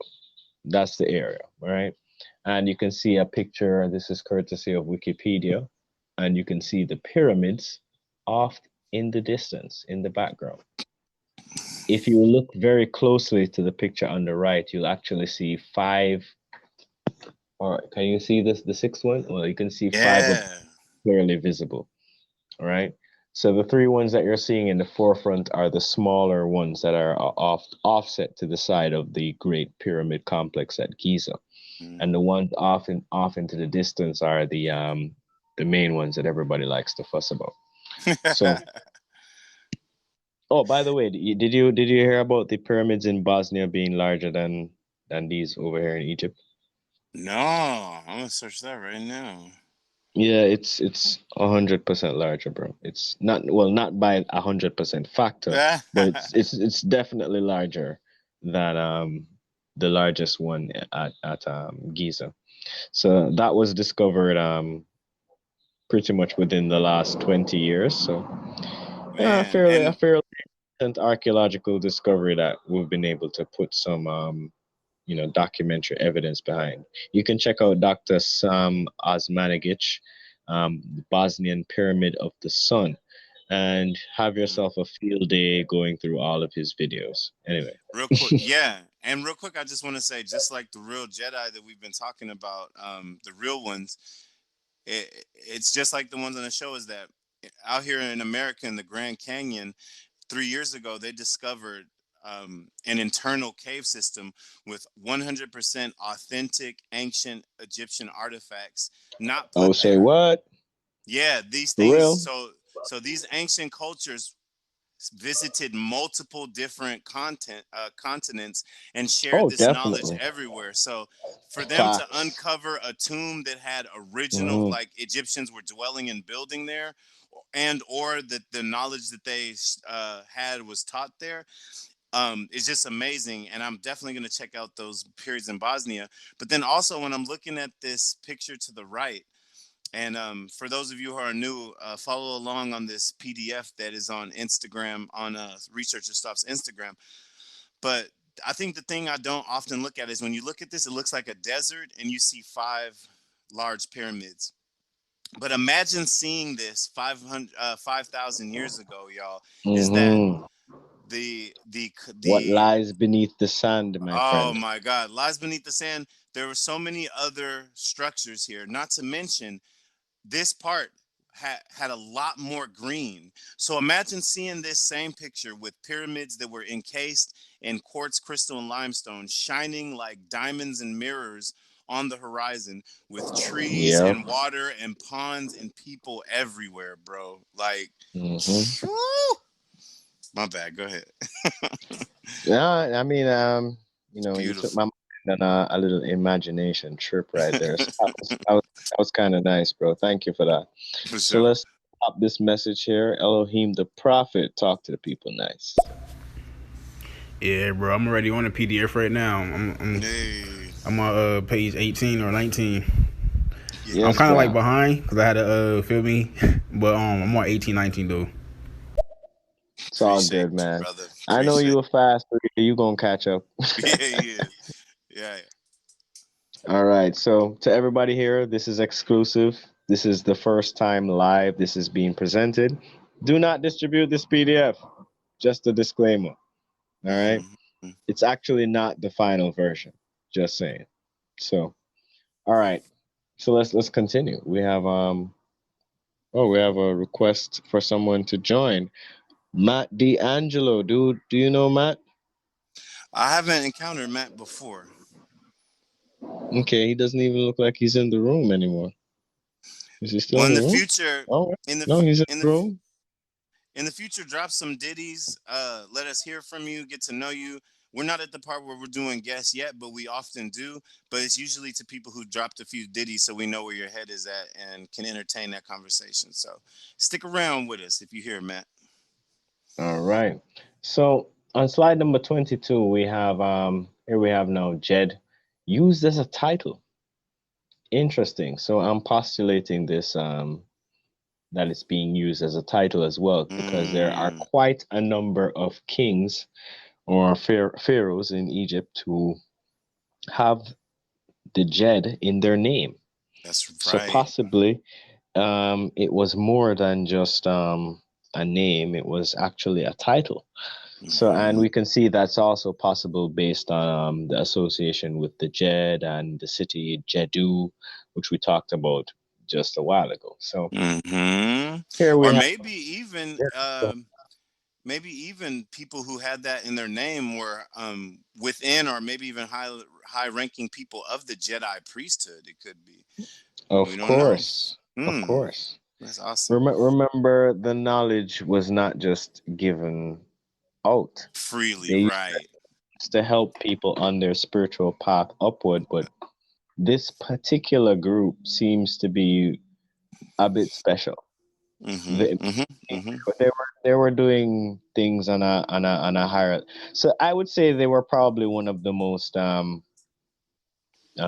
how would you say it, like spiritually advanced groups at that time Yeah. operating in Egypt. And this could be like in all reality, based on the timeline that I'm aware of, Right. right? Extreme archaeologists are saying that these guys pop up as early as 5500 BC. I'm pretty sure I would bet some money that it's way older than that. In Right. fact, I bet money it's far Oh older yeah. than that. When we get to the next section, I have a little piece to read that goes exactly to what you're talking about. But let's go. Nice, nice. All right, so let's talk about the Jedefre, right? Or Rad Jedef, right? So he ruled during the fourth dynasty of ancient Egypt. He was also known as Rad Jedef. He was the son of Khufu, or possibly Mm, his brother, they're saying. It is sometimes suggested that he was the child of a lesser queen who killed Crown Prince Kawab, his brother and the rightful heir to the throne, and then married Kawab's wife, Hetepheres II, who was also his half sister to cement his position. This mm. is, however, unsubstantiated. um, do you notice anything about the traditions right there? Does that seem familiar to like certain royal traditions to you, Yep. where they marry within their family? Hmm. Yep. Mm-hmm. So this dude married somebody who was his half sister. Mitochondrial DNA. What's the Oh, importance of the mitochondrial DNA coming from the female side? go Hmm. in. You see, when people start to figure this out, their minds are gonna be blown because Yep. these Egyptian traditions that they're following, when they realize the roots of where it's coming from. They don't even know. Like a lot of these people who call themselves Freemasons. I'm not talking about the ultra high level Freemason. I'm talking about the average people who can join Masonry. When they're going through these rites and these processions and doing these things within the halls, they don't. Half of the people don't even know that they're reciting ancient. They're really symbolizing and reciting ancient Egyptian, ancient Kemet uh, customs. They don't even know it where it comes from. It's crazy. Yeah. Ancient Kemet holds many keys, my friend. You know, Mm-hmm. even the word chemistry, Oh, oh. chemistry, you know, alchemy, you know, all these Mm-hmm. words have significance because they're coming from a particular place where these studies, you know, were proliferated. You know what I'm saying? So we have three messages in the chamber. Let's pop through. We got Let's go. Queen the Scholar. Researcher, I had a quick question about, like, I listened to your Emerald Tablet Yeah, series it's good. with Hmm. the Dapper. And how do you think the Jedi and, like, the knowledge that Thoth left behind in the Emerald Tablets tie together? Mm. Great question. Wow, Great. what a like you're on the nose with those questions right there. She So that's a is. fabulous question. All right, so okay, I hate to spoil this, but the answer is actually on slide number 24, but we'll get there. Spoiler alert. Spoiler alert, right? So there is a connection, albeit it's not very obvious, only to those who have really done the studies. But if you know Thoth's lineage, right, Mm-hmm. then you will understand the connection and the significance of who Thoth is, who his father it was, you know what I'm saying, and his influence and contribution to the entire Jedi Mm-hmm. culture system, you know, all the traditions, everything that they've learned, pretty much. Absolutely. So, And real quick, without spoiling too much, a lot of mm, people call those the purification of the energy through the body centers like the chakras and plasma projection, heart coherence, meditation. A lot of these people call them hermetic sciences, and we know that Thoth's Greek name was Hermes. So it's closely associated with him. And in the tablets, when he talks about his time in Atlantis and what he did to practice and become who he was, I mean, it's literally exactly what the Jedi do. The Jedi is almost paving the way for us to do what Thoth did. So, really interesting question there. Go Queen, go Queen. Go Queen. But to give her a clue, it's like Thoth's father was Mm, known as the noble Jed. And I'll just leave it there. mm. Oh, that's our next slide. Okay, okay, yeah. All right, let's go. So let's pop through some of these messages. We got Sis Research. The Talk to the people now. sea. Hi, researcher. Hi, Hey. Freedom Rain. I've been listening for a little minute. I'm sharing the show. I'm going to listen to this whole show all over again because y'all are speaking my language. Yes. So I'm here. Shout out to Thank you. this Thank you for research. being here. Yes. Awesome. We got two more from Sis Research. Let's hear what she has to say. Oh, and researcher, can you please share that information, that slide, that PDF? Can you slide it my way? Yeah. Yes, I'm always in for this. I'm always ready for your information when you're researching, researcher. Research Yeah, set. I'll be appreciating the information that you find out. All right. I'm gonna forward it over to you right now, Sis Research. So yeah, give me a minute and I'll drop it in your inbox. But it's also on my IG profile. Um, if you go on my profile on IG, it's just there. I changed my website link for the duration of this presentation, but I will hit you up with that link right now. Boom. All right, I just sent it to your Sys Research L Bay account. So let's go. And we're on Um, 22 right now, right? yeah, we're on slide number 22. We were talking about the Djedi, which was a king. He ruled during the fourth dynasty of ancient Egypt. So Hmm. we were just making a note of the fact that he has Jed in his name. So Hmm. is it a name? Is it a title? What's this Jed Hmm. stuff about? They've got Jed killers. They've got Jedi priests.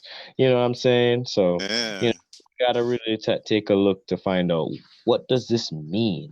You know what I'm saying? So we're looking at all the clues that we can find. So yeah, sis research. Talk to the people. Nice. Yeah, that's important because once you get into Kemet, then you're talking into the alchemist you.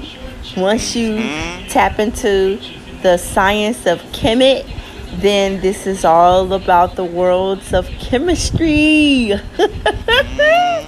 This is why I love searching out ancient Chemite knowledge and data and information. I just love it because it's a very strong and very powerful light force and just energy force, cosmic force. And I just Yeah, love it on a multi-dimensional level. I love it. Mm. it's absolutely Speak. fascinating. Yes, it is. Go off, Mm. sis. All right, so we're on slide number 22, and we're seeing that Jennifer was an ancient Egyptian king during the fourth dynasty of the Old Kingdom. He is well known by the Hellenized form of his name, which is Ratosis by Manetho. Jedefre was the son of the immediate throne successor of Khufu, the builder of the Great Pyramid of Giza. That's So bullshit. called. That's BS. By the way, you see the source is Wikipedia, right? So we'll just Well, laugh at them right now because we yeah, know we know that that's bullshit. So we can and it just said take a big Hellenized. gigantic. Yeah, and it said Yeah, it's I'm done. popularized by its Hellenized version, and that's Hellenized history right there. But let's keep pushing. I know, right? Just part of the control system. So Right. I actually do like to add these slides so that I can purposefully point out the misconceptions and Mm-hmm. the blatant false evidence. Mm-hmm. So, you know, discernment is key. And if you Absolutely. were just to read through this presentation without me presenting it to you, you might have a different interpretation of some of the slides. So Right. that's why it's good to be here in the live. So let's go through, Mm-hmm. right? Because I definitely do not agree with what Wikipedia says right there. We know who the builder of the Great Pyramid is attributed to, and it's definitely not that guy. So Mm-mm. all right, Mm-mm. on slide number 23 now, we have the noble Jed, also known as Ptah. So, Yeah. over time, the Jed pillar came to represent the more abstract ideas of stability and permanency. So that's over time. So meaning it had other more ancient meanings and significance, but some of these seem to have been lost to time in certain circles. Some circles seems to have kept the knowledge so that we can have it to this day. And it has resurfaced in small pockets and now on the internet.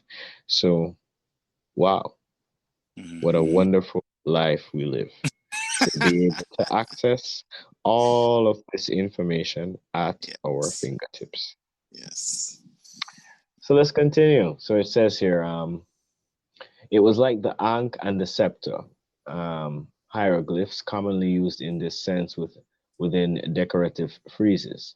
The as prehistorical history became recorded, we see various interpretations for the Jed pillar.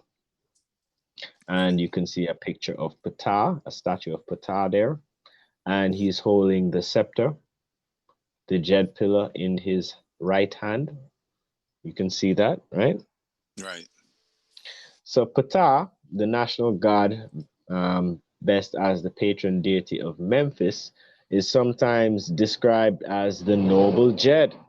What a coincidence. Right. Hmm. Who is Ptah? I think we Right. need to do some more research. Catch Mm-hmm. my history presentations. You may already know the answer if you have those PDFs. But yeah, let's continue. Everything is connected. Just remember that. However, the Jed pillar was quickly associated with the god Sakar, and Sakar's association with Osiris, the god of the dead, eventually led to the Jed being symbolic of that great god. So what we're seeing here is the history, the information concerning the Jed and its original significance being distorted through time and lost. Albeit some of its significance seems to have been lost during Right. certain time periods, and we've noted that. So let's continue on to slide number 24 and talk about the noble Jed a little bit more. Mm-hmm. But let's hear from the listeners. We got Elohim the prophet talk to the people. Nice. Hello. Yeah, man, I'm back. So like, I'm not gonna leave anything important because I don't want to ruin it. Because I definitely want to. I'm gonna just say this: the Book of Enoch has something to do. Mm. Like, it's gonna be this one of the slides you're gonna read. It's gonna talk about the galaxies, right? Mm-hmm. Or the seven stars. I forgot exactly what it was called. I Oh, don't know how to seven pronounce pillars. the sun name, right? But in the Mm-hmm. Book of Pleiades. Enoch, they actually use Adam, right? And they said that Adam was made out of seven consistencies, which kind of correlates with Mm-hmm. damn, I don't know how to fucking pronounce that damn word, but in that slide though Pleiades. with the galaxy and the goddess. The Yeah, Pleiades. yeah, the Mm-hmm. Pleiades. So the Pleiades star system is a cluster of seven stars. There's that number again. Mm-hmm. Um, I don't want to go into the depth of that because we'll be here all night. and we'll probably have to put together a presentation on the Pleiades because there's so much significance of that. There's actually an entire pyramid complex in Egypt that represents the seven star system. It's Yep. a set of seven pyramids. Yeah, Yep. and Yep. it mirrors the star system precisely, as above, so So below. below. Those who know the knowledge know. You know what I'm saying? So Yeah. yeah, big up to Elohim the prophet, scholars out there doing their Yep. research. Big Yep. up, love, brother. You see me? So we're gonna get to it most definitely. But let's pop through some more of these messages. We got Elohim and Sis Research in the tank. Let's go. But I definitely want to talk to you both. Whenever y'all have the next show, for me, I could bring in my research with the Harry Potter and these Yeah. other shows and movies I be watching. I be deciphering with their symbology and shit that could correlate Mm-hmm. with ancient Egypt.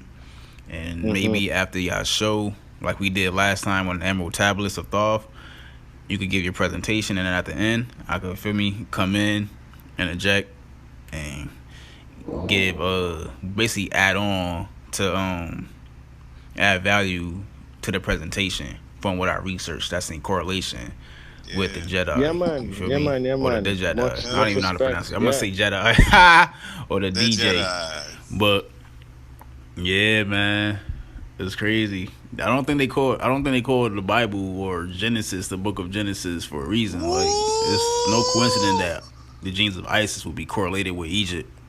Woo!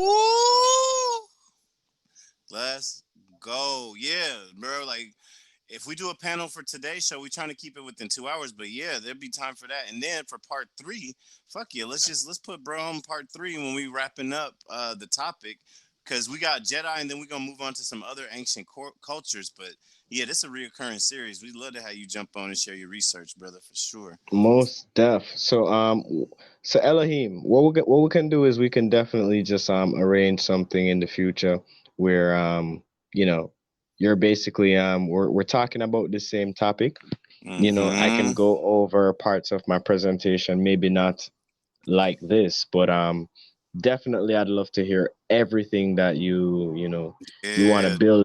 You get what I'm saying, bro? So I'll decoding be that there. reality. I'll be there as a listener, and of course, I'll pop in with my feedback. But I know you got tons of stuff, so if you want me to go through the presentation, me, you, and Freedom Rain together, we can do that. But this particular show is it's a series that Freedom Rain and I planned, so I don't want to disrupt the flow of what we had intended to do. But definitely we can do something talking about this very same topic. Anything, bro. So just hit me up on Instagram. We will coordinate. You get me? So Yes. let's do it. All right, Shout out sis to you, Prophet. research. Yeah. Talk to the people. Nice. Okay, I'm raising my hand. Okay, so Ptah is the creator of the universe. He's also very crafty in his works as well. Um, Not only is he very crafty in his works, but in everything else in life. He's the one that actually we can go to for universal codes of knowledge. We can tap into his source of energy when it comes to the fears, the spheres here within Mu, Earth, Spears. Yeah. here. Yeah, yeah, we can tap in to that energy field. Yeah, so Fatai, yeah, he's awesome. I tapped into him unknowingly. I unknowingly about him, just using his energy, but never knew about Fatai at first. And then I had to do Yeah. research on him, search him, and then research him, study. Yeah. Yeah, definitely. Ptah and all the many names he's known by in all these ancient cultures, and he always represents the same thing. And if you believe the Sumerian tablets of creation, he's one of the specific beings we can thank for our liberation and our pineal gland, which directly connects us to the creator of the universe. So Ptah is just boss status all the way around. Yeah, most definitely. Thankful that he made some of the decisions that he did, and Yeah. I'll just leave that right there. So, Yeah. um, we're gonna get deep into this. Right. So the noble Jed on slide 24. It is the Jedi, the rod of power, which is the reference for the Jedi. This energy symbol was built into the pyramid of Cheops, Khufu in brackets, by Thoth and his co-workers. Mm-hmm. The top part, five arrowed ceilings, is manifest in the king's chamber. And this is just the name of the chamber that we called it. You know what I'm saying? We gave it Mm-hmm. all these Mm-hmm. names: King's Chamber, Queen's Chamber, etc. And even though it We may not don't, have had any, yeah, we don't know yeah, what that. Yeah, exactly. Mm-hmm. precisely. So, um, it says here now the Sphinx was the responsibility of Hamarkis. The Mm. Jed rod of power is actually the vine or cord to the divine. Oh, Interesting. oh, oh. Tapping into what Sis Research just said. Originally, the Jed represented Netja, Ptah, who was called Noble Jed, but later on it came to represent Netjer. Asir, Jed pillars were painted along the bottom of the coffin to symbolize becoming Asar in the afterlife and associating the deceased with the royal house of Kem. Yes, yes. The royal house of Kem, the pharaonic dynasties. So, Mm-hmm. are we now seeing the significance of why some of these pharaonic kings had Jed in their names? Right, It right. seems as if they were definitely associated with this particular royal house of Kem, which were Right. also associated with the spiritual group, the high priests known as the Jedi. So it Mm-hmm. seems as if some of the royal factions, the members of the royal families, were part of this group as well. So Right. that's how you would have to. I mean, you can draw that conjecture Mm-hmm. based on all the information that we have done our research on thus far. Some of it Right. we haven't presented in this particular presentation, but everything is connected, people. So we're going to get into it very soon. And we have one last slide here. So before we get into this last slide, let's pop the last two messages from Sis Research. Talk to the people nice. In Yes. ancient Kemet, when it came to Atom, Atum, Mm-hmm. actually, which is the, how can I say this so that one could understand my thoughts? He came into existence on his own. This is the very essence of our genetics as atoms. This is where they got atoms from as well. Atom, Yeah. atoms, atom. Yeah. Etymology would show this to be for sure a fact to tap into when it comes to these different names and words when searching out origins. Yes. Definitely. There is a lot to be learned from the etymology analysis when we start diving deep. Right. And real quick, I just want to point out in relation to her comment that this third dimension physical world that we're inhabiting is considered the mundane world. So when you're talking about a being can call itself into existence, somebody who thinks that this physical world is all that exists and that this is what they're talking about when God created this and this, they would be confused. But you have to understand that that spirit realm, the realm of embodied unembodied consciousness and the universe is so much deeper that a being could exist on so many levels, just like tuning a radio frequency, 12th dimension, 11, 12, blah, blah, blah, blah. And then you get down to third, there was already an existing universe before the third dimension was created. So while I'd be hesitant to say Ptah created the entire universe, it is completely conceivable that beings on that level of consciousness transcended themselves to a lower vibration and thus the third dimension was created. So there's so many ways you could look at it, that this is the Mm, mundane world of a very dense vibration that is very uncommon. So this isn't by any stretch the yeah. physical the world at all. So yeah, absolutely agree with her. All right. So let's pop this last message from Sis Let's Research, get it. and then let's blow their mind. Researcher, I appreciate you sending me that slide. And oh my goodness, okay? Right, girl. Teacher, With the guide, You're welcome. You're instructor. welcome. Thank you, thank you, thank you. Appreciate that. Listen, Freedom Rain, you uh-huh. are a very intellectual cat. When I I say cat, appreciate I mean you're infinitely on point. I can't remember when I have sat in a show, and listened to you, but I'm gonna tell you something. I'm sure glad I'm here today, to appreciate it. listen to you, because it's very joyful to hear and to listen to very infinitely intellectual beings, intelligent beings speak.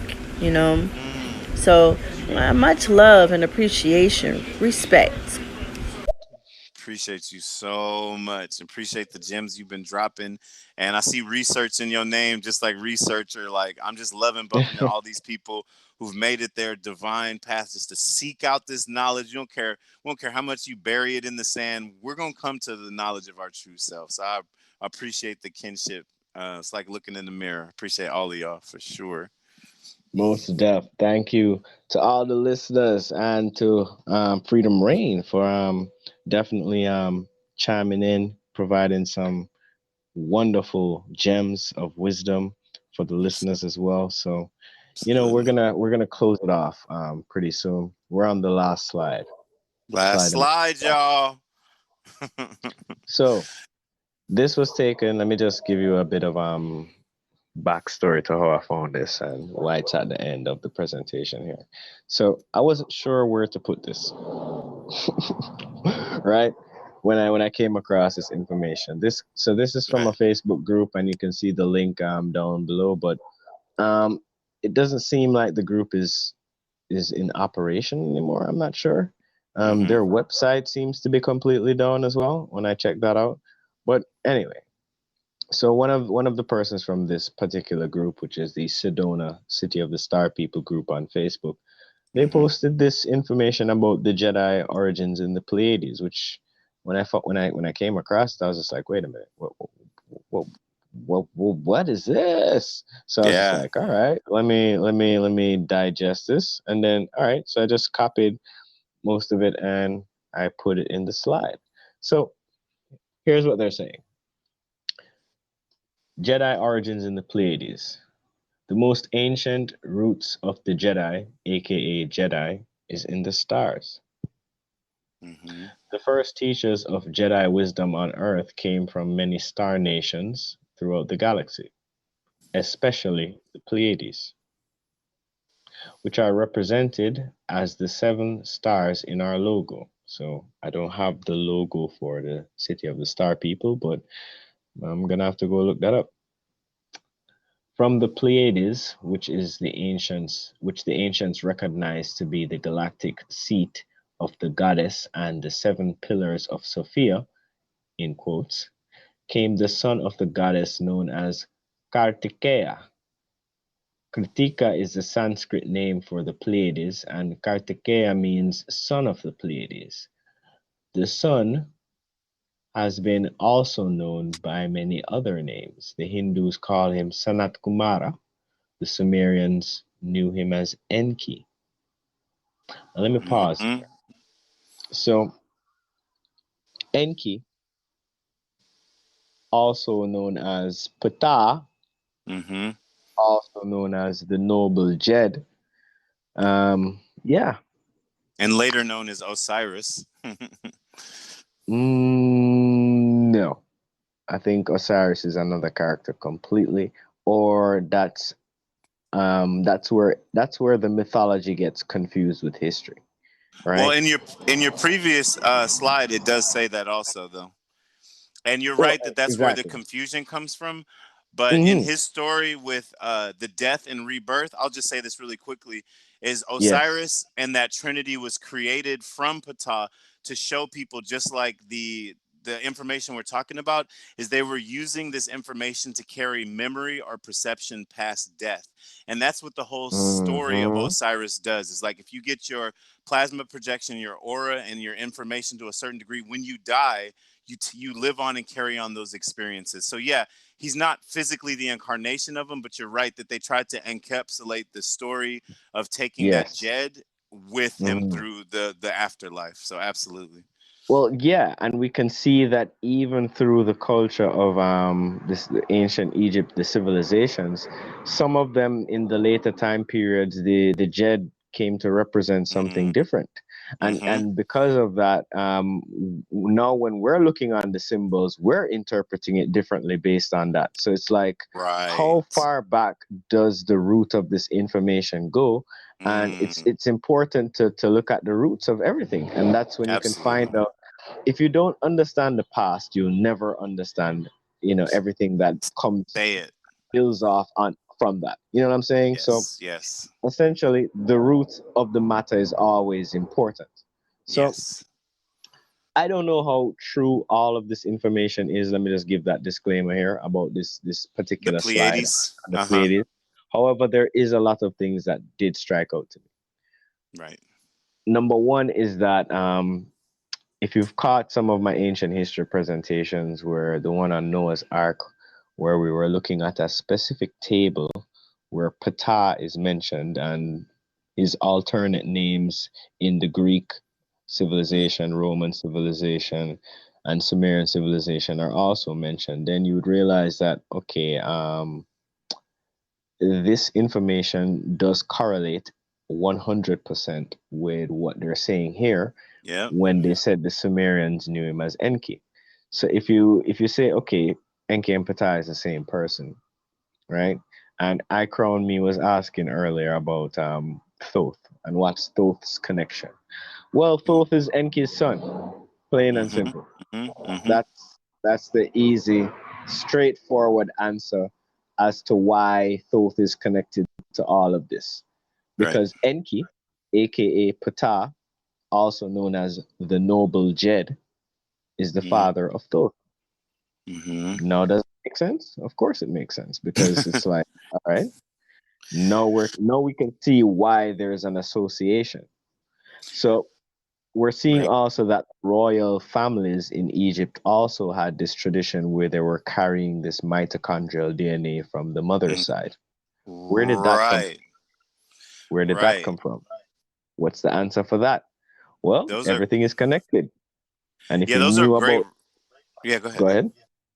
I was Well, I'm gonna just say if you saying, knew about, yeah, yeah. oh no, the delay. My bad. Go ahead. It's good. It's good. No, I didn't mean to cut you off. Finish that, and then I'll just tack on because I think it's related. Okay, so I was gonna say that if you know the history of the information and where it's coming from, out of what regions, then you'll realize that there was a, a, a translation of the information throughout certain cultures, the rise and fall of certain cultures.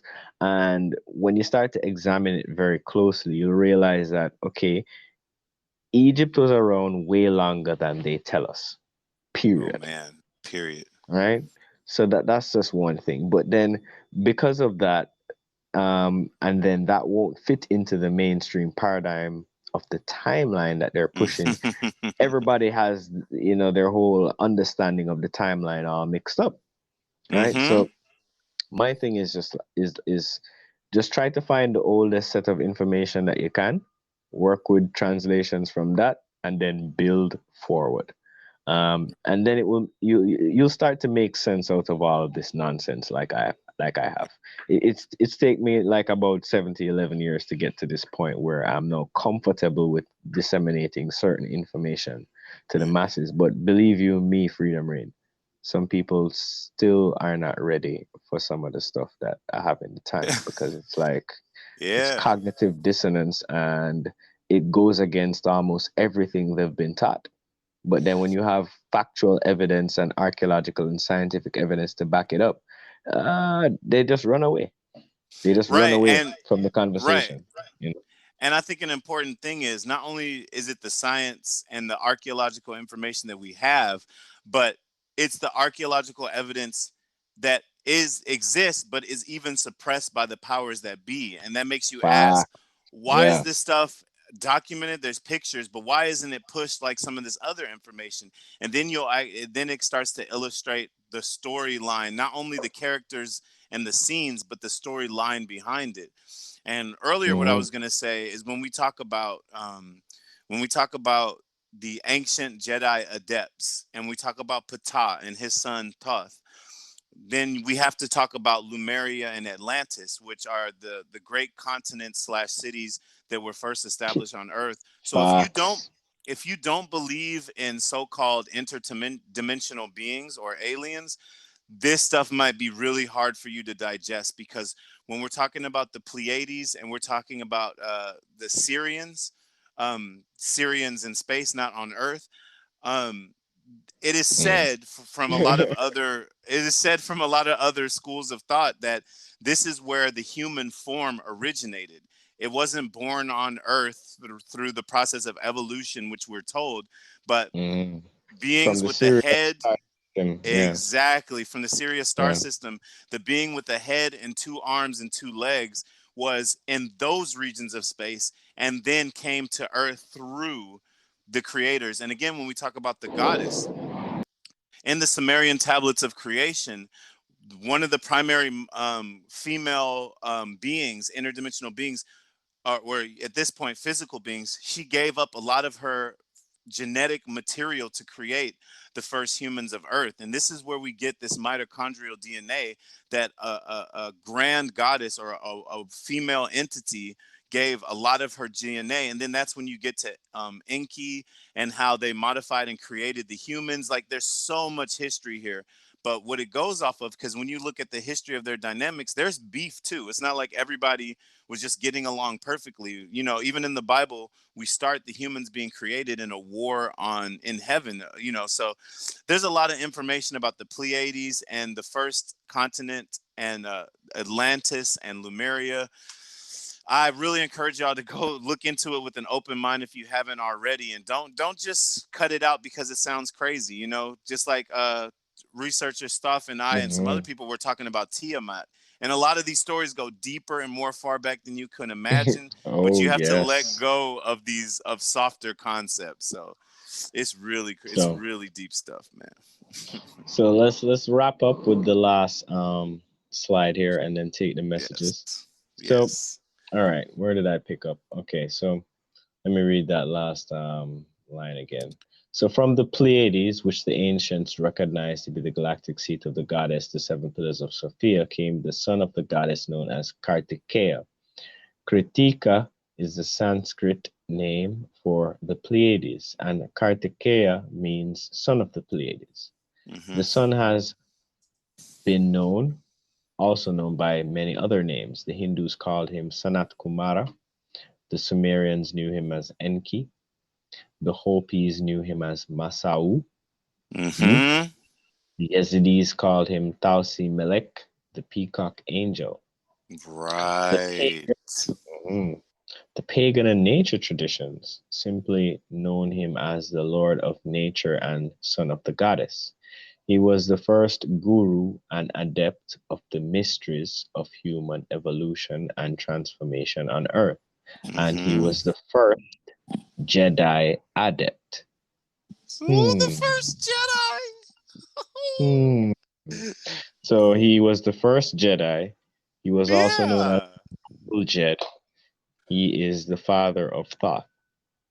He is also known as Poseidon. He is associated with Atlantis. Mm-hmm. The sea. Mm-hmm. So let us talk some more and finish it up. The son Mm-hmm. from the Pleiades brought with him an entourage of early Jedi adepts. When the son became the first priest king on Earth, they Mm-hmm. became members of his court on ancient Lemuria. You mentioned Mm-hmm. that, Mm-hmm. which was the first terrestrial headquarters of Jedi adepts.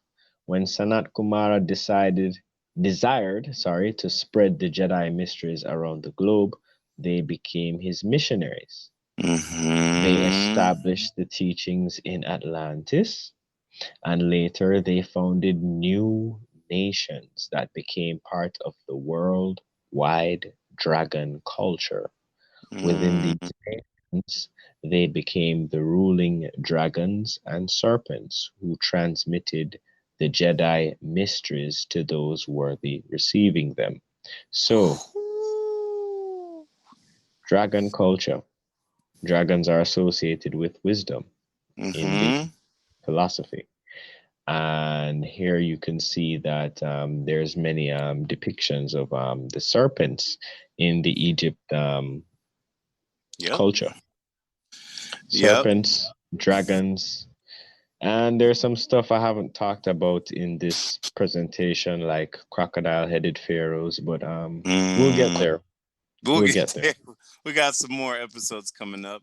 Real quick, what this made me think of is when you talk about dragons and serpents, people ask how are there depictions of these great serpent wisdom, these wise dragons in ancient Asia, China, Japan, all through there. In Americas, the Native Yeah. Americans had pictures. We see them in the Incans, the Mayans, everybody. This is worldwide dragon culture. And when I was first learning spirituality, I was raised in the church, there was such a negative connotation with the serpent. The serpent is evil. The serpent is deceitful. This and that, this, that, and the other, and it really turns you off to being able to take anything good. So when I first heard about the Brotherhood of the Serpent and groups like the Jedi Adepts, I was like, are these guys? Because they have the prominent cobras Mm, or snakes all over yeah. their on their headdress and all. So it's really But important to but realize. cognitive dissonance because of the name. Exactly. Mm, That cognitive dissonance that we've been trained with.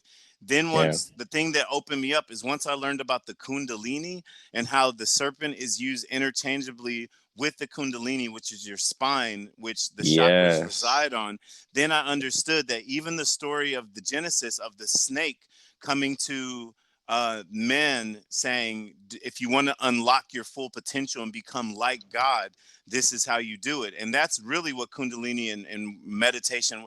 So it's just like it's a conundrum of things that are meant to throw you off. So you just really have to approach it with an open mind and go into it. And if you are religious, you have to look at what God says is judge it by its fruits. You know what I'm saying?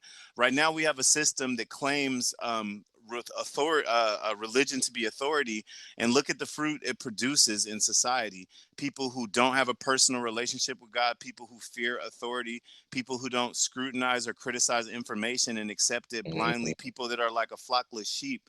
So that is Yeah, the for fruits real. of some organized religion. But then when you look at the Jedi priest and this and that about Kundalini energy, meditation, fasting, energetic purification of your own centers, treating people, boom, boom, boom. So judge it by its fruits. That's all I'm gonna say on that. All right, bro. Thank you so much for that feedback. This is Absolutely. definitely a topic that I'm not sure how many parts this is gonna be, bro. But this was Let's keep part it going. one. This Yeah. was part one. So we got a few messages here. Let's hear from the people. Hear We got from the Elohim the peeps. prophet. Talk to the people. Nice. All right, so the Pleiades, I don't know how to pronounce it. Yeah, work with You me said it. here. You got it. Yeah, With you the got it. Pleiades, Yeah. Mm-hmm. it's funny though, cause I'm doing my research as I'm, looking at every day. So Mm-hmm. me doing my research, look at Pleiades, and this same Pleiades is the seven. I forgot Sisters. the etymology, but basically a star cluster Yep. in the The Holy constellation Hmm. of Sisters. Taurus.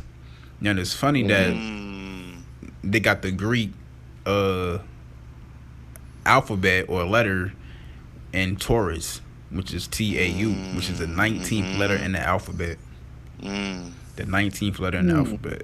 And I kind of find it funny how Taurus is the 19th letter in the Greek alphabet, and the English Mm. alphabet is correlated with S, which is AI. Mm. Hold on. He got Mo Hmm. in the chamber. Yeah. So, Pleiades, or how you pronounce it, in Pleiades, it's in the constellation of Taurus, right? If you Mm-hmm. look at Taurus, the Greek letter in Taurus is TAU. which is the 19th letter in the Greek alphabet. It's kind of funny how Abraham sacrificed a bull. I wonder what the Bible has in correlation with that, right? Because Abraham sacrificed a bull, right? Which is the Taurus. But Taurus is not the same as a ram, right? Because Abraham actually sacrificed a ram, not a bull. But the constellation Taurus before the zodiac. Ah, fuck. Hold on. He running out of time. Keep going. Nope, he's got another one. He's on to something. Yeah. So what I was saying was that the Pleiades, this, the seven sisters and shit. That's what it is. They are in the constellation of Taurus, which is the 19th letter in the Greek alphabet, and the zodiac before Taurus, which is Earth, which is the Earth sign, but before the zodiac Taurus, you got Aries, which Abraham sacrificed a ram. Yeah, there you right? go. So the Bible does say study astrology. Yep. Yes, so what it is. If this shit, if Genesis is talking about the genes of Isis, or you could say Egypt, because it does mention a lot of Egyptian shit and pharaohs in Genesis. So we talking about the moon here. Yo, he's absolutely right that if you read the Bible, it's so many stories. If you took the stories of the stars and the heavens and the astrology and you turned it into a story form, a lot of what you get is the Bible. He's absolutely right about that. All right, we got Casey up next. Talk to the people next. Bro, I'm gonna be completely honest. I have no idea what the fuck y'all are talking about, bro. This shit sound crazy as hell, dog. Follow the slide. If you look at the PDF, Stophe did a really good job of connecting it to real archaeology. Follow the slide, bro. And then, like we said, search it up, do your own research. We're not trying to convert nobody for sure. This isn't a philosophy or opinion. This is a deep dive into ancient secret orders. This is documented stuff. This is the stuff you've been seeing on hieroglyphs, on walls and pyramids forever. So, yeah. I encourage you to look through that, hit them hyperlinks, do your research, man. It's like he said, yeah, it's some mind-blowing shit, but hey, it's out there for those who are ready to grasp it. I'm telling you. All right, so we got Elohim up next. Talk to the people next. Hey, bro, so I don't know if you guys ever played this video game, right? It's a video game called Dark Souls. Yeah, look into that video game. It's about knights, magicians, dragons, witches, all that type of shit. That's like, when you look into Dark Souls, you're gonna find out that's like one of the top rated and best games. Like it's like on the level of Halo type shit. It's but hard in another category. You feel me? It's like one of those type of games and shit like that. That game is so deep, bro. That game is like the only game that has no difficulty level. Like your enemies get stronger as you get stronger. That game, and this shit is like it's crazy because like in that game there's mad symbology in there and shit. Yeah. Too much for me to like just. I would say like watch gameplays of that shit and you're gonna see like mad symbology and shit. Like it's gonna be crazy, bro. Like whoever's making these games, they getting the history and the imagination from somewhere. Like it's shit not just like Joseph Campbell. No, I'm just playing. Real quick on that stuff because I played that game. One of the things as it relates to our talk is it's a hard ass game and you get killed. There's no escape from death. You're gonna die if you play that game. But the whole thing is though, just like the Jedi adepts we're talking about, the whole point of that game is when you die, which you will, you leave behind this orb, which encapsulates all your experience points, everything you've unlocked, all of your energy and all this stuff. So just like the Jedi, it's about conquering death in the sense that preparing your vibrations to move on and retain your memory, your experience, and your spiritual gifts after death. So it's very related to what the Jedi were talking about. It's crazy. I never even looked at it like that. Big facts. Let's go. So we got a few more messages here. We got Valeria Malfoy. Talk to the people. Oh, Nice. this is a And goddess to right think here. about it, guys, when it comes to dragons, they always put dragons in a negative light, Mm-hmm. too. Like, for Mm-hmm. instance, the Leviathan. The Leviathan's Mm-hmm. looked as a negative entity. But what Right. if the Leviathan was actually a positive entity and had knowledge, which he does, but they said He he does. is a dragon, but also the spirit of confusion. And why would that be? So, Right. just to think about just the depth of dragons. And I'm passionate about dragons. I'm obsessed with dragons. So, yeah, shout out to dragons. And You shout out got to the that too. panel. What's going on, Freedom? Holding What's it up? down, as always. Shout out to you. And even in the Bible, God created Leviathan before he created humans. And it was one of his favorite creations. That's crazy. Good point. So big up to you, Valeria Malfoy. Thank you for joining Yeah. us. We got Elohim up next. Talk to the people. Nice. They getting that information or them ideas from somewhere. Feel me? Mm-hmm. So I believe that a lot of these people that make these fantastic video games, they know more about certain type of history because they probably inside some type of society or organization where, Mm-hmm. feel me, that information is sacred. It's not a secret, but it's sacred. Feel me? And they pass it out. Mm-hmm. So I say, yeah, look into that game. I put the 600 notes too. I forgot. You're right Abstergo. about that. But yeah, look into that shit. That shit Oh, no, crazy. you didn't, Stophe. No, you did not just say Abstergo. I'm done with you. Hey, the whole Assassin's Creed, bro. Get the F out of here. It's so bad that they have to start their game by saying, we're comprised of multi-religious people from multicultural backgrounds, and that this information is. They have to give a disclaimer because that everything they say is pretty much real shit. The Brotherhood of the Serpents is represented like the Jedi priests are represented as the Assassin's Order, which they do some Mm-hmm. liberties to cover their tracks. You know, they kind of mix the good guys with the bad guys, but there's so much truth in that series. This man said Abstergo. I'm hella mad. Oh, shit. All right, let's not blow a fuse over here. We got Yeah, let's Elohim go. Let's keep going. to the people. Nice. All right. Oh yeah, this is what I was gonna say. This is the last memo though. Fuck, I forgot it again. Damn. I'll be doing I'm that, just bro. faded as fuck. That's why I forgot. You good, bud. I'll be doing that, bro. Couple more. We got Healing Goddess up in this G thing. Let's go. Hello, Stophe. Hello, Freedom Rain. I hope both of you are doing very well.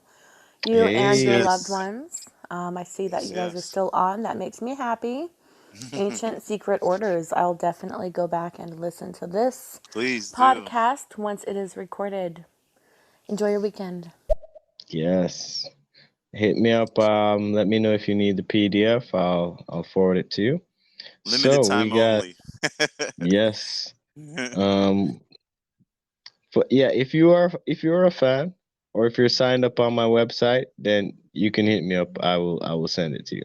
But all of this will eventually go on my website. So this is Yes, not yes. the final version, which is why I'm not, just broadcasting it to everybody. But yeah, you know, feel free to look over it. It's on my IG profile right now, where my website link used to be, and I'm gonna change it back to my website after the show is done. So let's continue. We have two more messages in the chamber. We have one more from Healing Goddess. Talk to You. the people. So I went hiking last weekend on a Saturday to my favorite point on the island, my favorite hike on the island. And I kid you not, I saw a bird, two of them actually, eventually, two of them.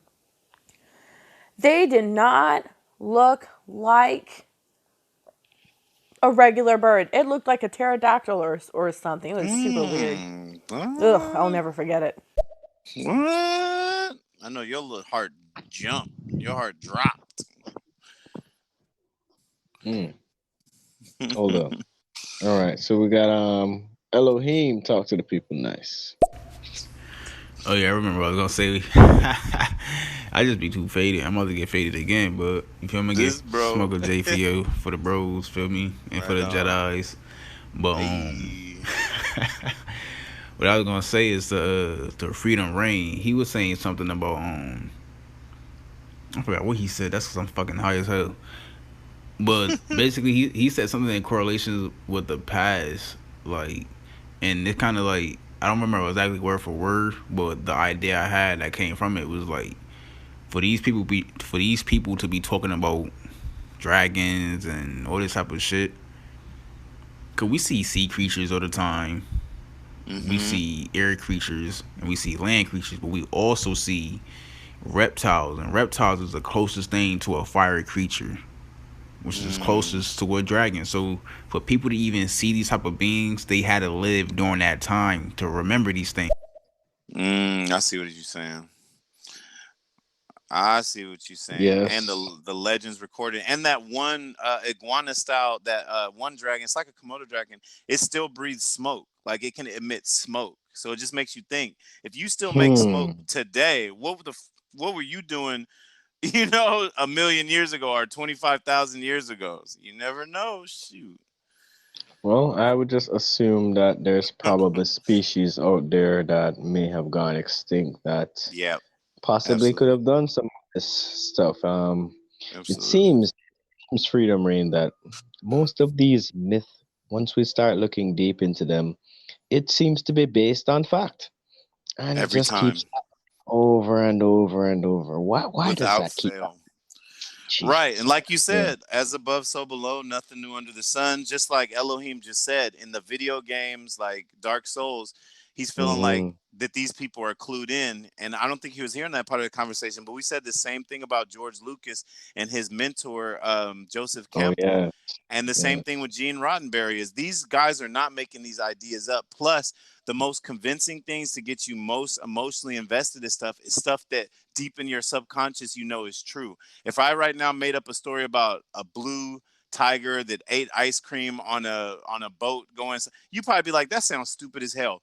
But if I take real history and kind of disguise and make things, it's gonna hit your heart and your soul in a different way because subconsciously Hmm. you know that it's true. So it's a really good way to make your intellectual properties stick in the minds of humans. Is you gotta, they camouflage and they doing it.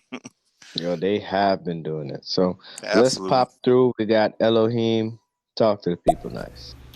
The funny thing about Assassin's Creed is the assassins is representation of the eagle. Feel me? Because Yep. you know how you gotta have that Altair. eagle vision or that eagle eye Mm-hmm. of your surroundings, right? Mm-hmm. Anytime you have to assassinate somebody in Assassin's Creed, right? You kind of assassinating the snake. You feel me? Somebody that is moving really deceptive. Mm-hmm. Feel me? So a lot of times you're killing a snake. You feel me? A character in the game Exactly. that's symbolic for a snake, a deceptive, Exactly. deceitful person. Feel Right. me? Those people are dangerous, and you play as the eagle or the hawk or bird, whatever you want to call it, Mm-hmm. and the eagle comes down and capture its prey. You feel me? The predator comes down and capture its prey, capture the snake, just like Mm-hmm. in ancient civilizations or ancient mythology. Feel me? Of the eagle grasping the snake. Well, real quick, Um, I Eagle want and Serpent. I'm done. Yeah, I was just about to say that's why to me I'm careful. I know that they're trying to tell our story, but at the same time they're twisting it to them because this is a company who has elite ties, and they want to give you the poison with the candy is that the serpent is Inky. We all know that the serpent associated with the sea is Inky or Ptah, and we know that the hawk or the bird, Lord of Air, is Zeus Enlil. and Lil. Yep, Zeus or Yep. Enlil. So we got to be careful of that because Enlil, even though all of the gods or beings are to have some bounty of respect, Enlil was working against Enki and against our best interests. He didn't want us free. He didn't want us with our pineal gland. He wanted us to be subservient. So we got to be careful when they do that because they'll have you And believing. they're You half said, brothers, by the way. yeah, they're half brothers, but they have a totally different relationship with humans in that creation story.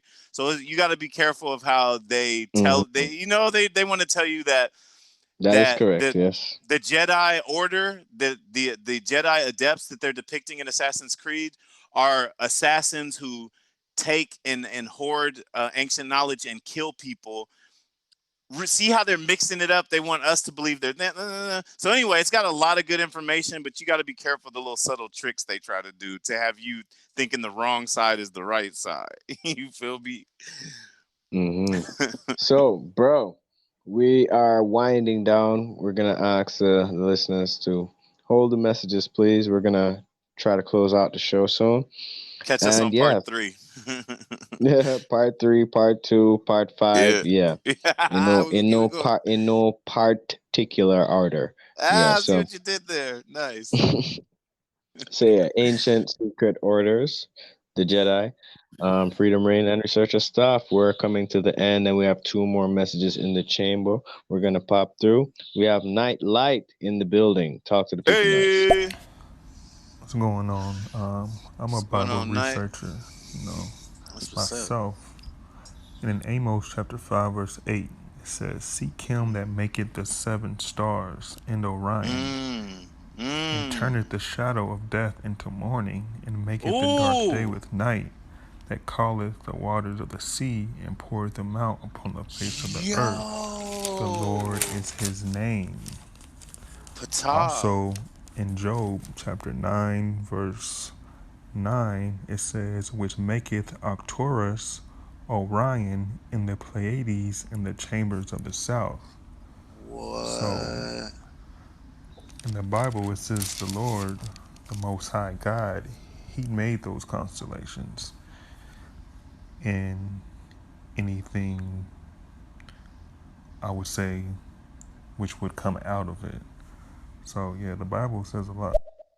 That was game 1000 right there. It was exactly on subject what we talking about, which means I know how you a good uh researcher of the Bible because you heard this conversation and jumped right to the scripture. That was amazing, bro. Good stuff. Good Thank you stuff. so much for that commentary and adding to the discussion. We Yeah. definitely appreciate you. Yeah, we got one more thing Woo! to talk to the people nice. Let's go. Also, there's also chariots in the Bible, Mm. what people would call UFOs, spaceships. A Mm-hmm. lot of people don't know, but Christ, Mm-hmm. he got up on a chariot, aka UFO. Mm. Ezra, Elijah, these are all men of the Bible that was taken up on a chariot Ezekiel, or a Enoch. spaceship, Ezekiel, you yeah. know, and these are prophets of God as well. So, you know, this Bible has a Oh, lot of secrets in it. You know, you yeah, dude. guys are, coming from it at a different angle, but I think everything is connected. Everything Everything. is connected. He been Yes. saying that all show. You absolutely right. And again, looking back at what you said about the 7 sisters being created by the one who poured the sea on this and this all sounds like, and I know you're looking at it from a certain angle, but the ancients could say that is a perfect description of Ptah, right? Who is known as the son of the 7 sisters from that same area. And then when you look at it says that from the Pleiades, he brought with him an entourage of early Jedi adepts. So if he was truly the first Jedi on Earth, then wouldn't it make sense that when these great ascended masters like Yahushua and these other people, they're going to Egypt, they're going out to these centers of Jedi knowledge to train? Is it so surprising that they hopped in a UFO? You know what I'm saying? Every once in a while and finish their training with somebody from the Pleiades. I know it sounds crazy, but you never know. Thanks for dropping them gems, Knight. That was dope, bro. From the mob. So real Yes. quick. So here Oh yeah, yeah. we are at the end. Do you have any other points before do like some closing out stuff you want Yeah, to yeah, plug? yeah. Yeah, real quick, just thanks for listening to us on Freedom Reign. Of course, y'all know researcher Stophe. This is our thing. Shout out to Donna Windrum, to GG, Unique Ways, Valoria Malfoy, Quinn Van, Nightlight, and Elohim. Shout out to Assist Research and I Crown Me, who is also in here dropping bombs. They probably had to bounce. We really appreciate y'all listening. We just wrapped up our first official part talking about the Jedi which is the ancient secret order that we're focusing on first. This is our first group to talk about. Expect us to talk about the Essene priesthood, the keepers of the flame. Expect us to talk about a lot of the hermetic science and Mhm. knowledges that was held by these ancient priesthoods, and expect us to cover on the Knights Templar and other groups who, and the Rosicrucians, other groups that have taken this knowledge and used it for their own advantage, but has also based a lot of their rituals off of that. We'll talk about their different goals and how it lines up with us. So yeah, I really appreciate y'all. Again, I'm Freedom Rain. Go ahead, Stophe. Yeah, definitely. So this was Ancient Secret Orders, the first presentation, and we're at the end now. So before we close out, just giving everybody a recap of, maybe you came in late, maybe you didn't hear what we talked about, but we're at the end of the show today. So we talked about the Jedi Order. That's Djedi. This is an ancient Egyptian priesthood associated with pharaonic Egypt and many of the royal factions. We went over the etymology. We looked at many pictures, many reliefs. There was a PDF that the listeners got access to while we were presenting. We Very talked well put about this. together, by the way. Oh, thank you, thank you. Where it's only gonna get better and better. So Yes. we talked about the Star Wars inspiration, the Jedi. We talked about the Jedi priesthood from Egypt. We took a look at the Jed pillar, the ones in Abydos, the ones in Memphis, some documents concerning those. And we also looked at the connection with the Essenes, the Knights Templar.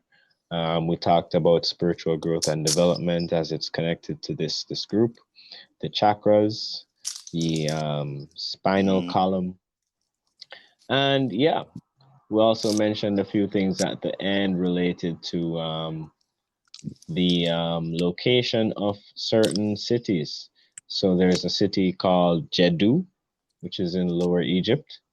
And we also talked about Jed as a title, seeing as how the son of Khufu, his name is Djedefre, also has that in his name. Then we went over to talk about one of the most famous Jedi adepts, the first and foremost, the noble Jed, the one, the only, Ptah, aka Enki, aka Poseidon, the father of the truth. And we spoke about the information that comes to us from the Sedona City of the Star People Facebook group and the Jedi origins in the Pleiades. So Right. definitely. And I'll just read that last paragraph again, and then I'll play a clip and we can end the show. For So sure. the son of the Pleiades brought with him an entourage of early Jedi adepts. When the son of the first priest king on earth, when the son became the first priest king on earth, they became the members of his court on ancient Lemuria, which was the first terrestrial headquarters for the Jedi adepts. When Sanat Kumara desired to spread the Jedi mysteries around the globe, they became his missionaries. They established the teachings in Atlantis, and later they founded new nations that became part of the worldwide dragon culture. Within these nations, they became the ruling dragons and serpents who transmitted the Jedi mysteries to those worthy of receiving them. And I have here a clip from Yoda.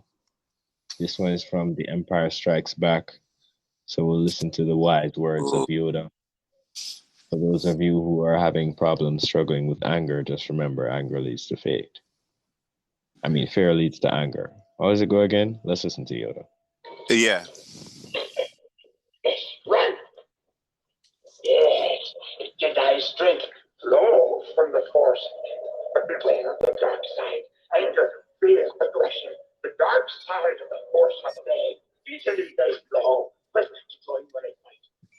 And start down the dark path forever will dominate your destiny. But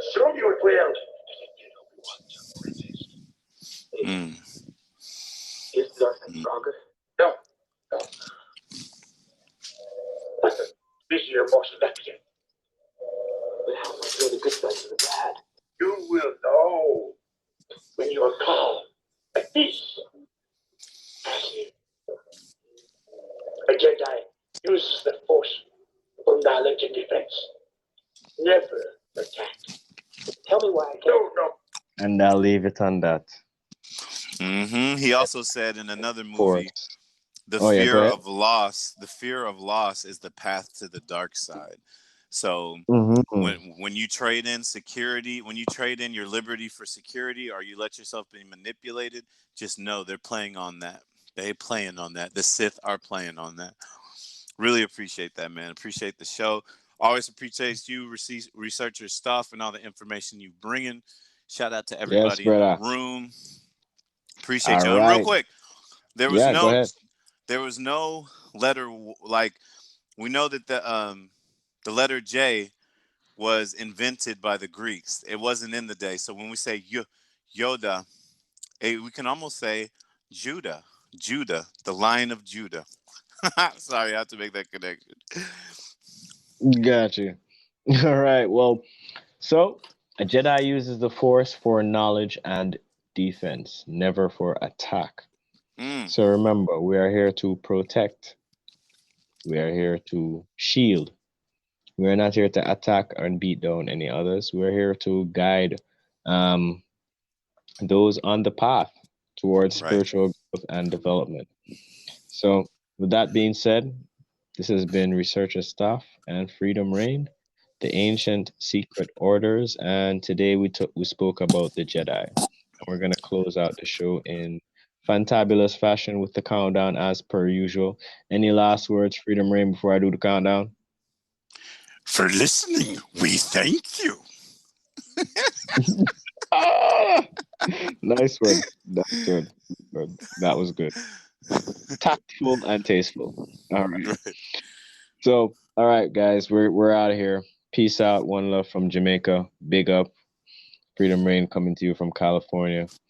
We're gonna close the show off now in 5, 4, 3, 2, 1. Peace out, everybody.